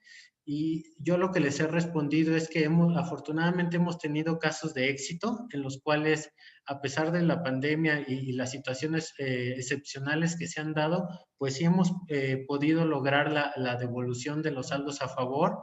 Obviamente, estas devoluciones de los saldos a favor, pues se encuentran debidamente soportadas bajo el entendimiento de que lo que busca la autoridad, pues es efectivamente soportar que todas las operaciones realizadas por la compañía en las cuales se determina el saldo a favor, pues cuenten con una razón de negocios, cuenten con una materialidad. Este famoso concepto de materialidad, nosotros lo podemos definir como la evidencia de que efectivamente se están llevando a cabo las operaciones. Es decir, las revisiones hoy en día por parte de la autoridad para resolver las devoluciones de los saldos a favor van más allá de que efectivamente contemos con una factura, contemos con los movimientos en el estado de cuenta, que nos cruce la declaración mensual con la declaración informativa de operaciones con terceros. Van más allá de esas revisiones. Ellos están tratando de cerciorarse que efectivamente todas las operaciones pues se hayan llevado a cabo, que tengamos evidencia de esa situación. Muchas veces tenemos que presentar, más allá de los contratos, pues en un entregable, un documento en donde efectivamente conste el servicio prestado.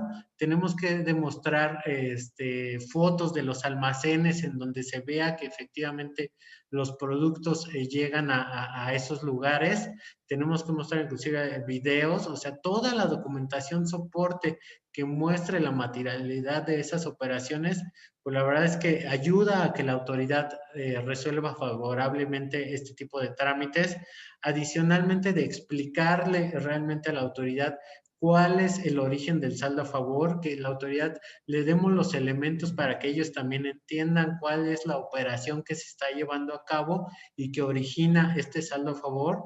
En ese sentido, pues es una labor conjunta entre compañía y la persona también que está llevando a cabo todo el seguimiento de estos procesos de trámite, pero pues sí se vuelve bastante relevante el atender este proceso de evolución, sobre todo cuando sabemos que entró o se eliminó previamente la compensación universal, y adicionalmente pues hoy en día lo que más buscan las compañías pues son esos flujos de efectivo, ¿no? Entonces sugerimos y seguimos viendo el tema de devolución como un aspecto que pudiera ser favorable para las compañías que cuenten con estos saldos a favor. Ahora bien, en materia de las modificaciones que se dieron para 2021 y las cuales entraron en vigor, señalamos que se considera no presentada una solicitud de devolución cuando el domicilio fiscal del contribuyente se encuentre como no localizado. Aquí nuevamente la sugerencia, ya lo habíamos platicado en el caso de los sellos, es que contemos con unos controles suficientes y adecuados para que si el día de mañana la autoridad fiscal nos visita, pues obviamente haya quien atienda esa visita y evitar caer en este supuesto, puesto que daría lugar a que una solicitud de devolución se considere como no presentada. Vale la pena señalar que cuando existan varias solicitudes de devolución de una misma contribución y solicitadas por una misma compañía, pues la autoridad podrá ejercer sus facultades de comprobación por cada uno de los trámites o bien por la totalidad de estos trámites y emitir una sola resolución. Es decir, podrá llevar a cabo la revisión de manera conjunta y se estará obligado únicamente a emitir una resolución. Dicha resolución se deberá notificar al contribuyente en un plazo no mayor a 20 días hábiles al término del plazo de la revisión. Bien, cambiando un poco de tema en materia de donatarias autorizadas, les platicamos que se establece para 2021 que las sociedades y asociaciones civiles siguientes que efectivamente busquen tributar bajo el régimen de personas morales sin fines de lucro, pues deberán obtener la autorización de donatarias autorizadas para efectos de cumplir con este régimen. Dentro de este tipo de sociedades que les comento se encuentran las dedicadas a la investigación científica o tecnológica, que se encuentran inscritas en el Registro Nacional de Instituciones Científicas y Tecnológicas, las entidades que otorguen becas, a que se refiere el artículo 83 de la ley del ISR. Aquí básicamente en el artículo 83 se establecen ciertos lineamientos y requisitos que deben de cumplir este tipo de sociedades para el otorgamiento de becas. Las sociedades dedicadas a la investigación o preservación de la flora o fauna, ya sea terrestre, marítima o de algún otro índole, la promoción y prevención y control de la contaminación, también este tipo de sociedades quedará incluida dentro de este concepto, las sociedades dedicadas a la protección al ambiente y la preservación del equilibrio ecológico. Todas estas quedarán incluidas bajo este supuesto, además de las sociedades dedicadas a la reproducción de especies en protección y peligro de extinción y la conservación de su hábitat, siempre que se cumplan con las propias reglas establecidas por el SAT y además obtengan una previa opinión de la Secretaría del Medio Ambiente y Recursos Naturales. ¿Sale? Otra regla relevante en materia de donatarias autorizadas se refiere a que se considerará como remanente distribuible, es decir, como base para el pago del ISR, a las erogaciones que sean no deducibles por efectos de no contar con un comprobante fiscal digital como soporte o cuando se realicen pagos en los cuales sea a través de efectivo y este importe sea mayor a 2,000 pesos. ¿Sale? Entonces, mucho ojo con este tipo de operaciones. Es importante que las donatarias autorizadas recaben los comprobantes fiscales que corresponden y cuando realicen pagos mayores a 2,000 pesos, los realicen a través de medios distintos al efectivo, con la finalidad de que estas operaciones no den lugar a que se considere un remanente distribuible, ya que en esos casos, pues, se pasaría a formar parte como base para el cálculo del pago del ISR. ¿Vale? En materia de revocación de autorización para donatarias, se establecieron ciertas reglas adicionales. En principio se establece que los activos de una donataria autorizada pues deben destinarse a los propios fines para el objeto social de la donataria autorizada y en el caso de revocación o conclusión de la vigencia de las donatarias autorizadas, si estas dentro de un periodo de 12 meses no pueden obtener una nueva autorización o no pueden llevar a cabo la renovación de su autorización, pues deberán transmitir su patrimonio a otras donatarias autorizadas. Vale la pena señalar que cuando se tenga la revocación de autorización para donatarias, pues a partir de ese momento estas sociedades debieran tributar conforme al título 2 de la ley del ISR, es decir, el título de personas morales del régimen general, y los recursos debieran destinarse a otras donatarias autorizadas dentro de un plazo de los 6 meses siguientes a partir de esta notificación.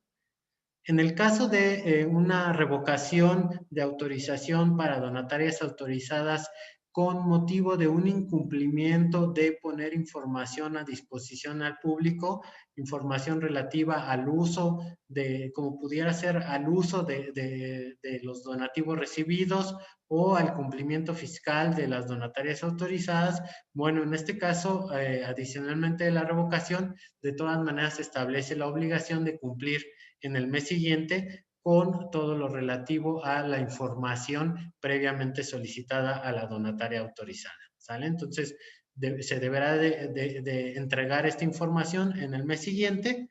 Y por último, señalar que se adiciona el artículo 82 cuarter, en el cual se establecen supuestos bajo los cuales se va a considerar la revocación de la autorización y se establece el procedimiento propio de revocación de autorización para donatarias autorizadas.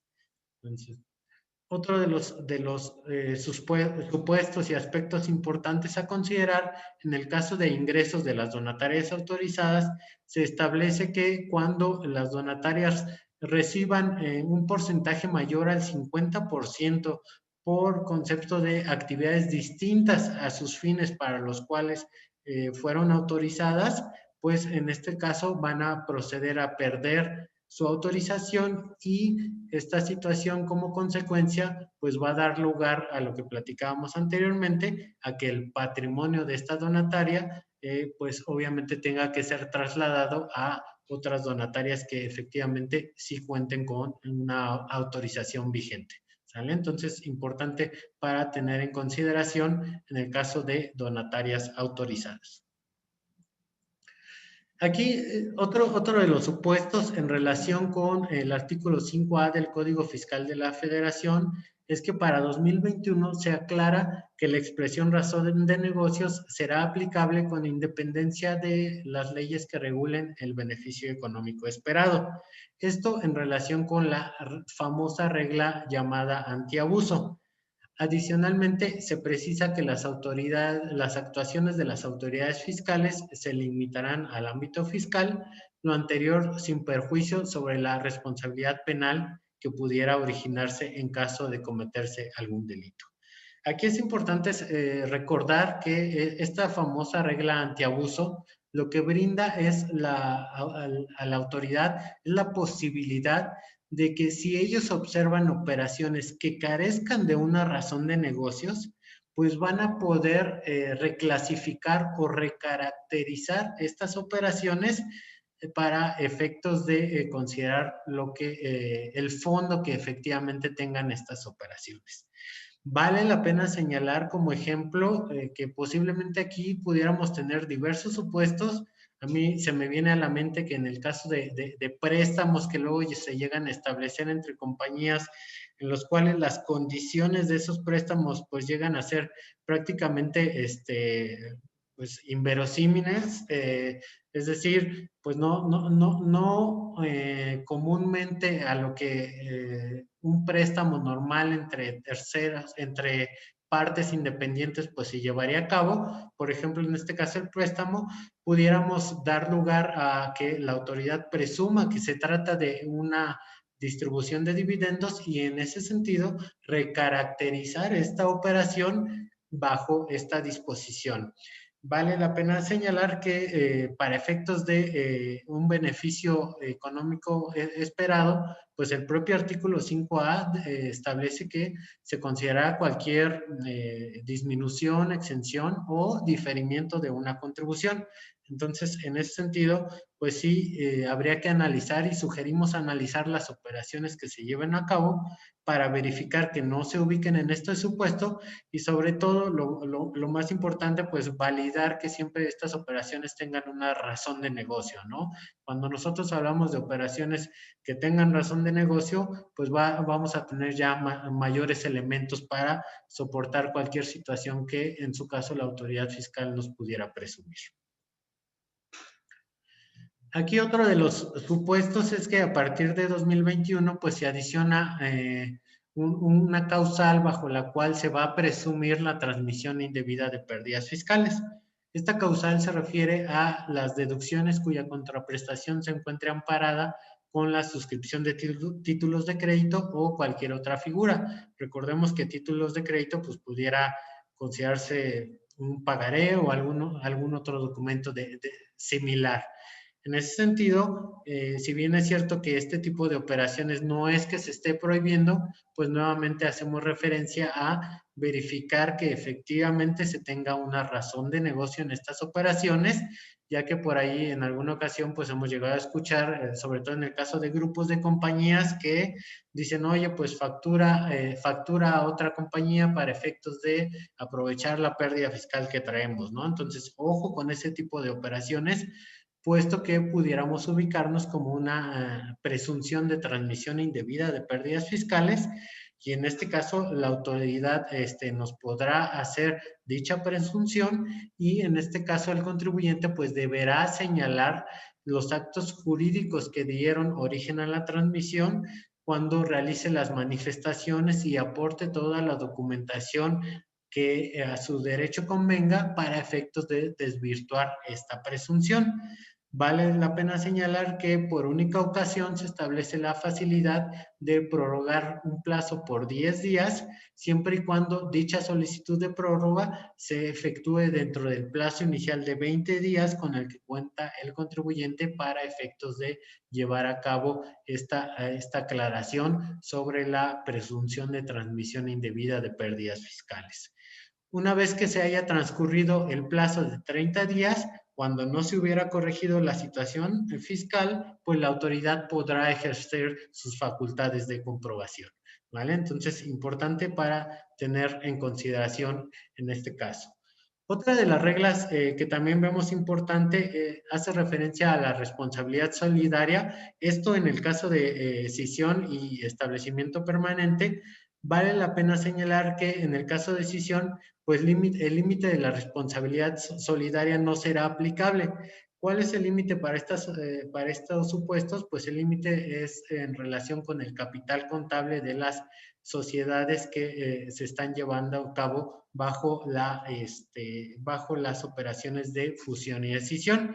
Dado que no será aplicable este límite, pues la autoridad pudiera llegar más allá, por lo cual es importante tener en consideración el aspecto de responsabilidad solidaria.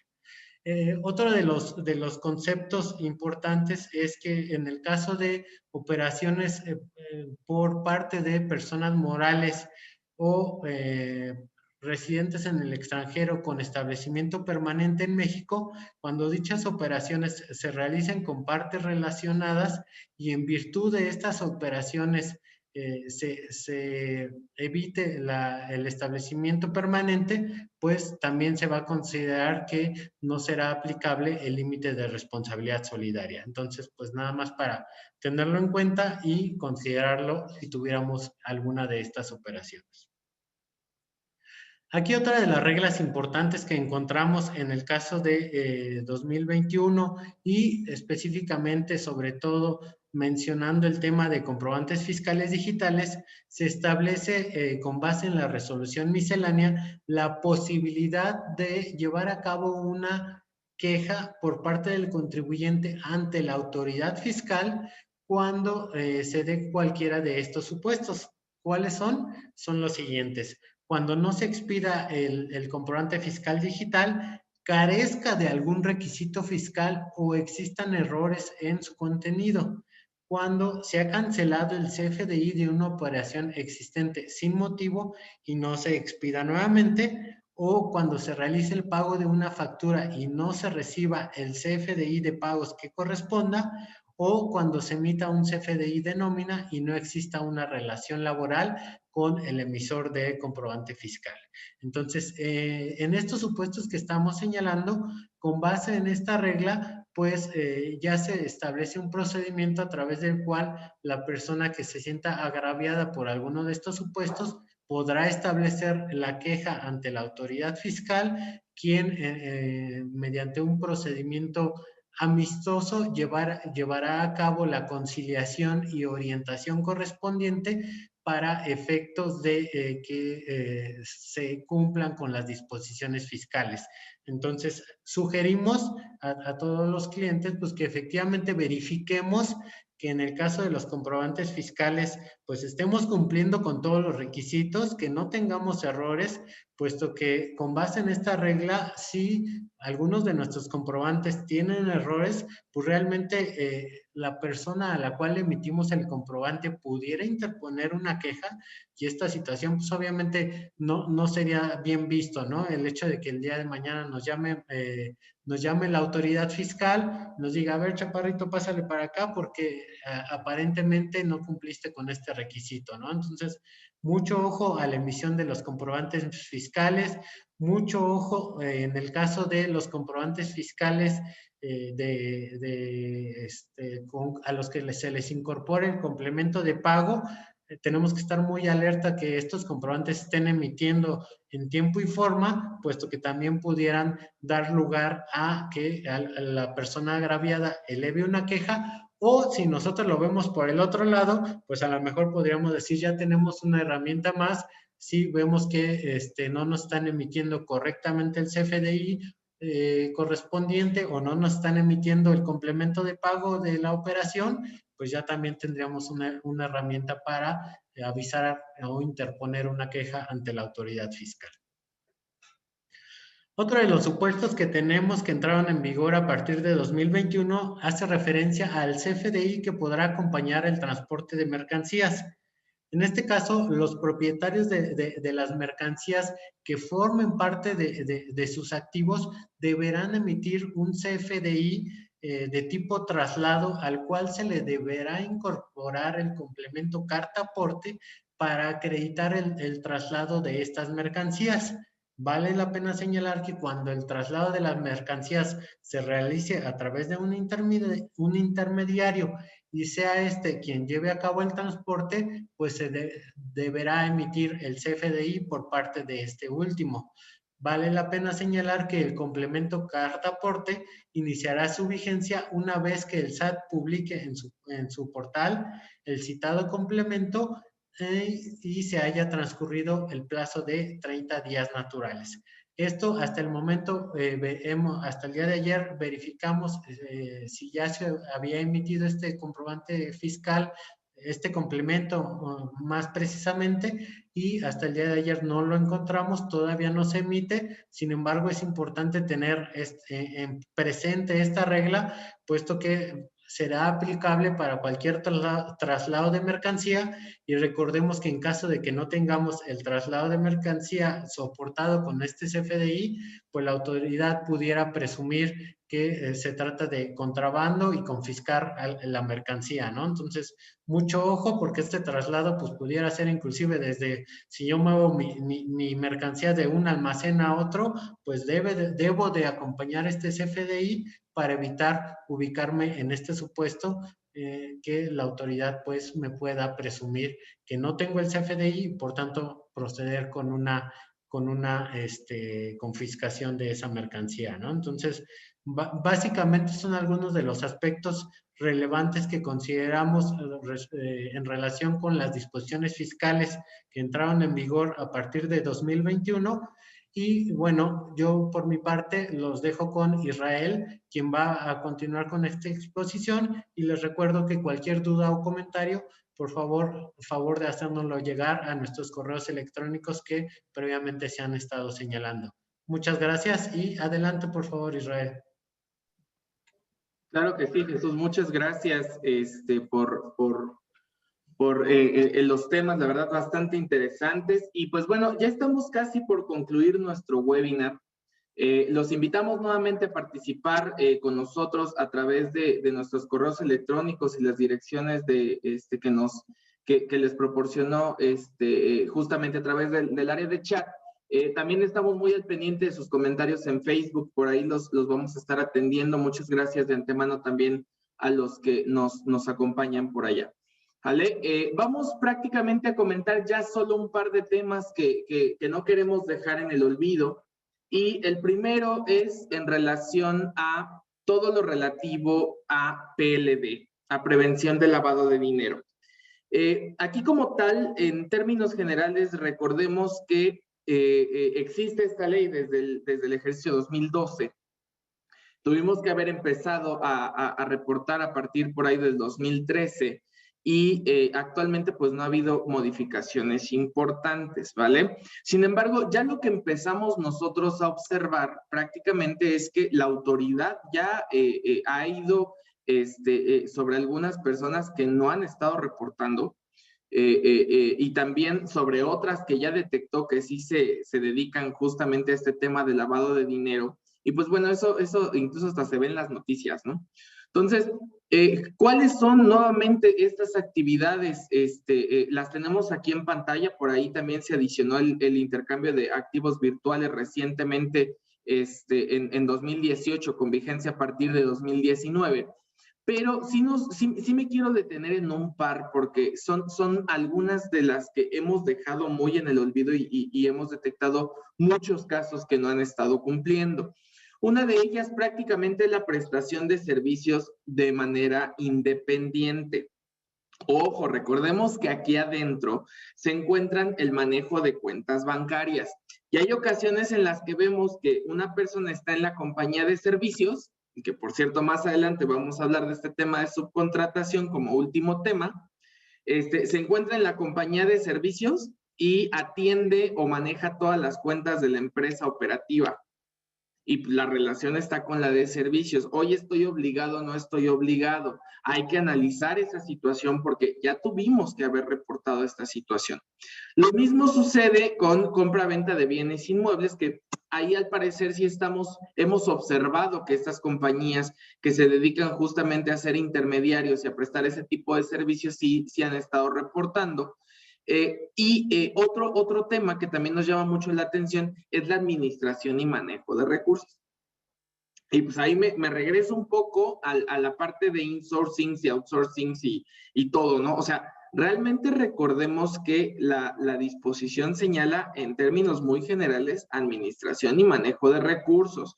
No me dice recursos financieros, recursos materiales, qué tipo de recursos, ¿vale? Entonces, sí hay que estar muy al pendiente de esta situación porque muchas insourcing que hoy ya están declaradas como insourcing por lo que se viene y muchas otras outsourcing que realmente no han cumplido con esta obligación, tengan mucho cuidado porque las sanciones sí son bastante altas, ¿sale? Y el otro punto donde también me quiero detener, independientemente, insisto, de todas las operaciones que se alcanzan a observar en la presente lámina, es en relación a los préstamos o otorgamiento de créditos o mutuos, ¿sale? Aquí como tal, vale la pena señalar que la autoridad fiscal actualizó su criterio el día 18 de enero del presente año. Y ahí como tal lo que está diciendo es, oye, entre empresas del mismo grupo empresarial, que pues para atrás nunca hemos cumplido con esta situación, si se llegan a presentar créditos, préstamos o como le llames específicamente, ya también se considera actividad vulnerable. Y ahí pues hay que evaluar cada caso porque no necesariamente todos van a tener la misma característica. Y es sí y solo si estos no entraron por el sistema financiero. Entonces hay que hacer un análisis completo, hay que revisar la operación, hay que revisar incluso nuevamente las reglas para saber si estoy sujeto o no y pues a partir de cuándo, ¿no? Entonces, aguas con estas dos en particular, de ahí en fuera juegos y apuestas, emisión de tarjetas de crédito, emisión de tarjetas o monederos de certificados, emisión de cheques de viajero, etcétera, continúan igual, ¿sale? Sin embargo, sí hay que tener muy presente estas últimas dos que acabo de comentar, porque sí es lo que hemos estado detectando prácticamente que no se están cumpliendo. Y pues aquí nuevamente la invitación, ¿no? Y con todo gusto les podemos ayudar. Hay que identificar las operaciones de la compañía o de cada una de las entidades dentro del marco de la ley. Oye, para empezar, ¿sí están o no están dentro del marco de la ley? Si la respuesta es sí, ojo, con todo lo que tenemos que cumplir. De manera inicial, pues está la presentación de avisos, la elaboración de manuales y temas también relacionados con capacitación, la integración de expedientes, etcétera. Entonces, sí es importante, insisto, que identifiquemos nuestras operaciones dentro del marco general de esta disposición a efectos de saber si somos o no somos afectos a la ley antilavado de dinero. Y hay que tener cuidado también por ahí porque se tiene desde el año pasado por ahí prevista una reforma. Y esta reforma como tal, pues lo que pretende hacer es más o menos equiparar a todas aquellas actividades vulnerables con lo que el día de hoy cumplen en materia de prevención de lavado de dinero y financiamiento al terrorismo las empresas que pertenecen al sistema financiero o las entidades financieras. ¿Qué pretenden hacer o qué es lo que pretende esta reforma en términos generales? Pues primero que también acá ya cumplamos con sistemas automatizados. Dos, también ya pretende que los encargados responsables de cumplimiento se certifiquen. Por allá también tenemos a algunos que son certificados. Se pretende también auditoría anual en materia de PLD. ¿Vale? Y en mesas de trabajo ya lo que se está señalando también es que lo que pretenden es incluir algunas otras actividades, tales como actividades deportivas, agencias de marketing, servicios de ciertos servicios, de abogados y contadores en donde se ha detectado justamente el traspaso de dinero sucio. Entonces, esto es lo que se pretende hacer, es lo que, insisto, también se ha estado trabajando y hemos estado escuchando en mesas de trabajo, pero pues yo creo que también es importante que primero identifiquemos el día de hoy. Oye, el día de hoy estoy obligado, el día de hoy mis operaciones, son sujetas, es lo que debemos, insisto, de contemplar, porque las sanciones pues no nada más son administrativas, es decir, económicas, y sí son bastante fuertes, sino también existen sanciones penales. Entonces, es importante nuevamente que retomemos esta situación, es importante que hagamos un análisis completo. Por favor, con todo gusto, acérquense con nosotros, los podemos ayudar, pero sí hay que prevenir ante alguna situación que pudiera traer consecuencias bastante graves para la empresa, para el representante legal, para el encargado responsable de cumplimiento, etcétera, ¿sale? Entonces, de mi parte sería todo. Vamos a pasar al último tema del día de hoy, prácticamente que es uno de los temas que está en puerta, y para ello los dejo con Fernando Velázquez. Muchas gracias. Gracias, Israel.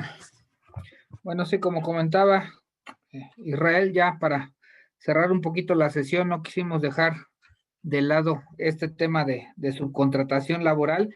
Digo, aquí cabe recordar que por ahí hay una iniciativa presentada por el Ejecutivo Federal justamente en relación con este tema, a través de la cual se está prohibiendo la subcontratación de personal, entendida como aquella en donde una persona física o moral proporcione o ponga a disposición trabajadores propios en beneficio de otras, ¿sale? Dentro de esta iniciativa, inicialmente también se está señalando que se permite la prestación de servicios especializados o la ejecución de obras especializadas que no formen parte del objeto social ni de la actividad económica de la beneficiaria de los mismos, siempre y cuando el contratista cuente con una famosa autorización emitida por la Secretaría de Trabajo y Previsión Social, ¿no? Donde esta autorización deberá de estarse renovando cada 3 años. Esto desde la perspectiva laboral, y desde la perspectiva fiscal, pues también se señala que en el caso de la subcontratación como tal de personal, al estar prohibida, pues obviamente cualquier efecto fiscal que pudiese generar no será válido, por lo tanto tendría que considerarse como no deducible y no acreditable el impuesto, adicionalmente a que establecen multas importantes y que en dado caso de que de una revisión por parte de las autoridades fiscales, podrían señalar incluso que se trata de defraudación fiscal. Entonces, en términos generales, es como está la iniciativa. ¿Qué sabemos hasta el día de hoy? Bueno, aparentemente está un poquito detenida. Digo, hay diversos comentarios, o nos han comentado autoridades en el sentido de que aparentemente se va a presentar una modificación o una nueva propuesta. Digo, aquí la recomendación es simplemente estemos alertas, porque inicialmente, como lo estaba planteando efectivamente la autoridad desde su perspectiva, es que, por ejemplo, en el caso de los insourcing, pues definitivamente estaban bajo esta iniciativa, estaban prohibidos. Entonces, pues sí hay que poner mucha atención cómo se sigue desenvolviendo la aprobación de esta propuesta, o si se presenta algo adicional y en su caso que se ajusta, para estar en posibilidades de realmente reaccionar de la mejor manera posible y evitar posibles contingencias o efectos económicos indeseables en nuestras compañías, ¿vale? Entonces aquí simplemente comentarles que ahí está el planteamiento. Ahorita que está el periodo de sesiones del Congreso de la Unión, pues aparentemente está detenida. Insisto, tenemos cierto conocimiento de que aparentemente sí va a haber cambios o se va a presentar una nueva, y pues seguir alertas en este sentido. Otro que sí, sí ya se publicó y ya entró en vigor, es en materia de teletrabajo. Aquí lo mismo, pues también hay que poner mucha atención en cómo lo estamos manejando. Digo, actualmente estamos en una época de pandemia y la verdad es que muchos estamos bajo el término de trabajo a distancia, ¿no? Que no necesariamente obviamente era lo que buscaba el decreto que fue publicado, ¿no? Definitivamente no estaba enfocado en este sentido. Sin embargo, pues se tendrá que analizar con sus asesores laborales para efectivamente definir qué situaciones debemos de cubrir o a partir de cuándo, para no estar en default con este tipo de obligaciones.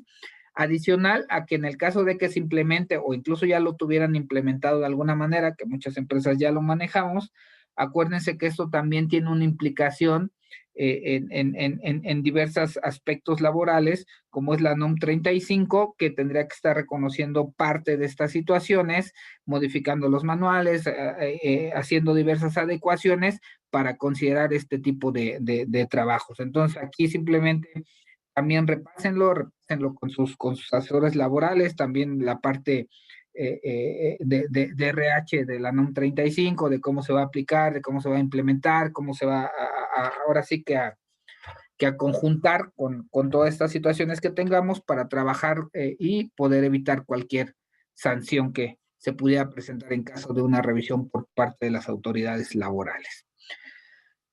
Pues bien, pues muchas gracias. Pues esto sería todo por nuestra parte. Jesús, Israel, no sé si tengan algún comentario, cualquier duda, cualquier comentario, por favor háganlo llegar a nuestros correos, y ahorita nos damos un tiempo y yo vi que ya llegaron varios por aquí para poderles contestar, denos esa oportunidad de poderles contestar en un rato más. Y de cualquier manera, cualquier situación que tengan, con toda confianza, acérquense con nosotros, lo platicamos, estamos justamente para eso, para ayudarlos y tratar de resolver sus dudas, comentarios y cualquier situación que se les pueda presentar. Isra, Jesús. No, pues de antemano, muchas gracias a todos. Quedamos atentos a sus amables órdenes, y también es importante señalar, como se ha comentado en el chat, que tanto este webinar que fue grabado y el material lo van a poder ustedes encontrar tanto en nuestra página de Facebook como en nuestra página de internet. Muchas gracias a todos por su participación, y quedamos a sus órdenes para cualquier duda o comentario al respecto. Que tengan un excelente día. Gracias a todos. Gracias, Jesús. Gracias, Sierra. Gracias a todos. Muchas gracias por habernos acompañado. Que todos estén muy bien. Síganse cuidando. Hasta luego.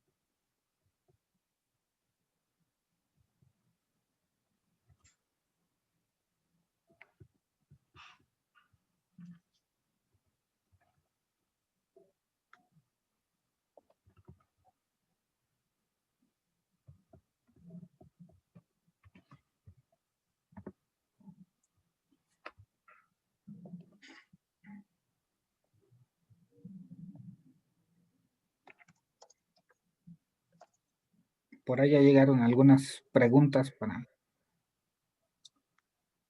en su caso sí dar respuesta.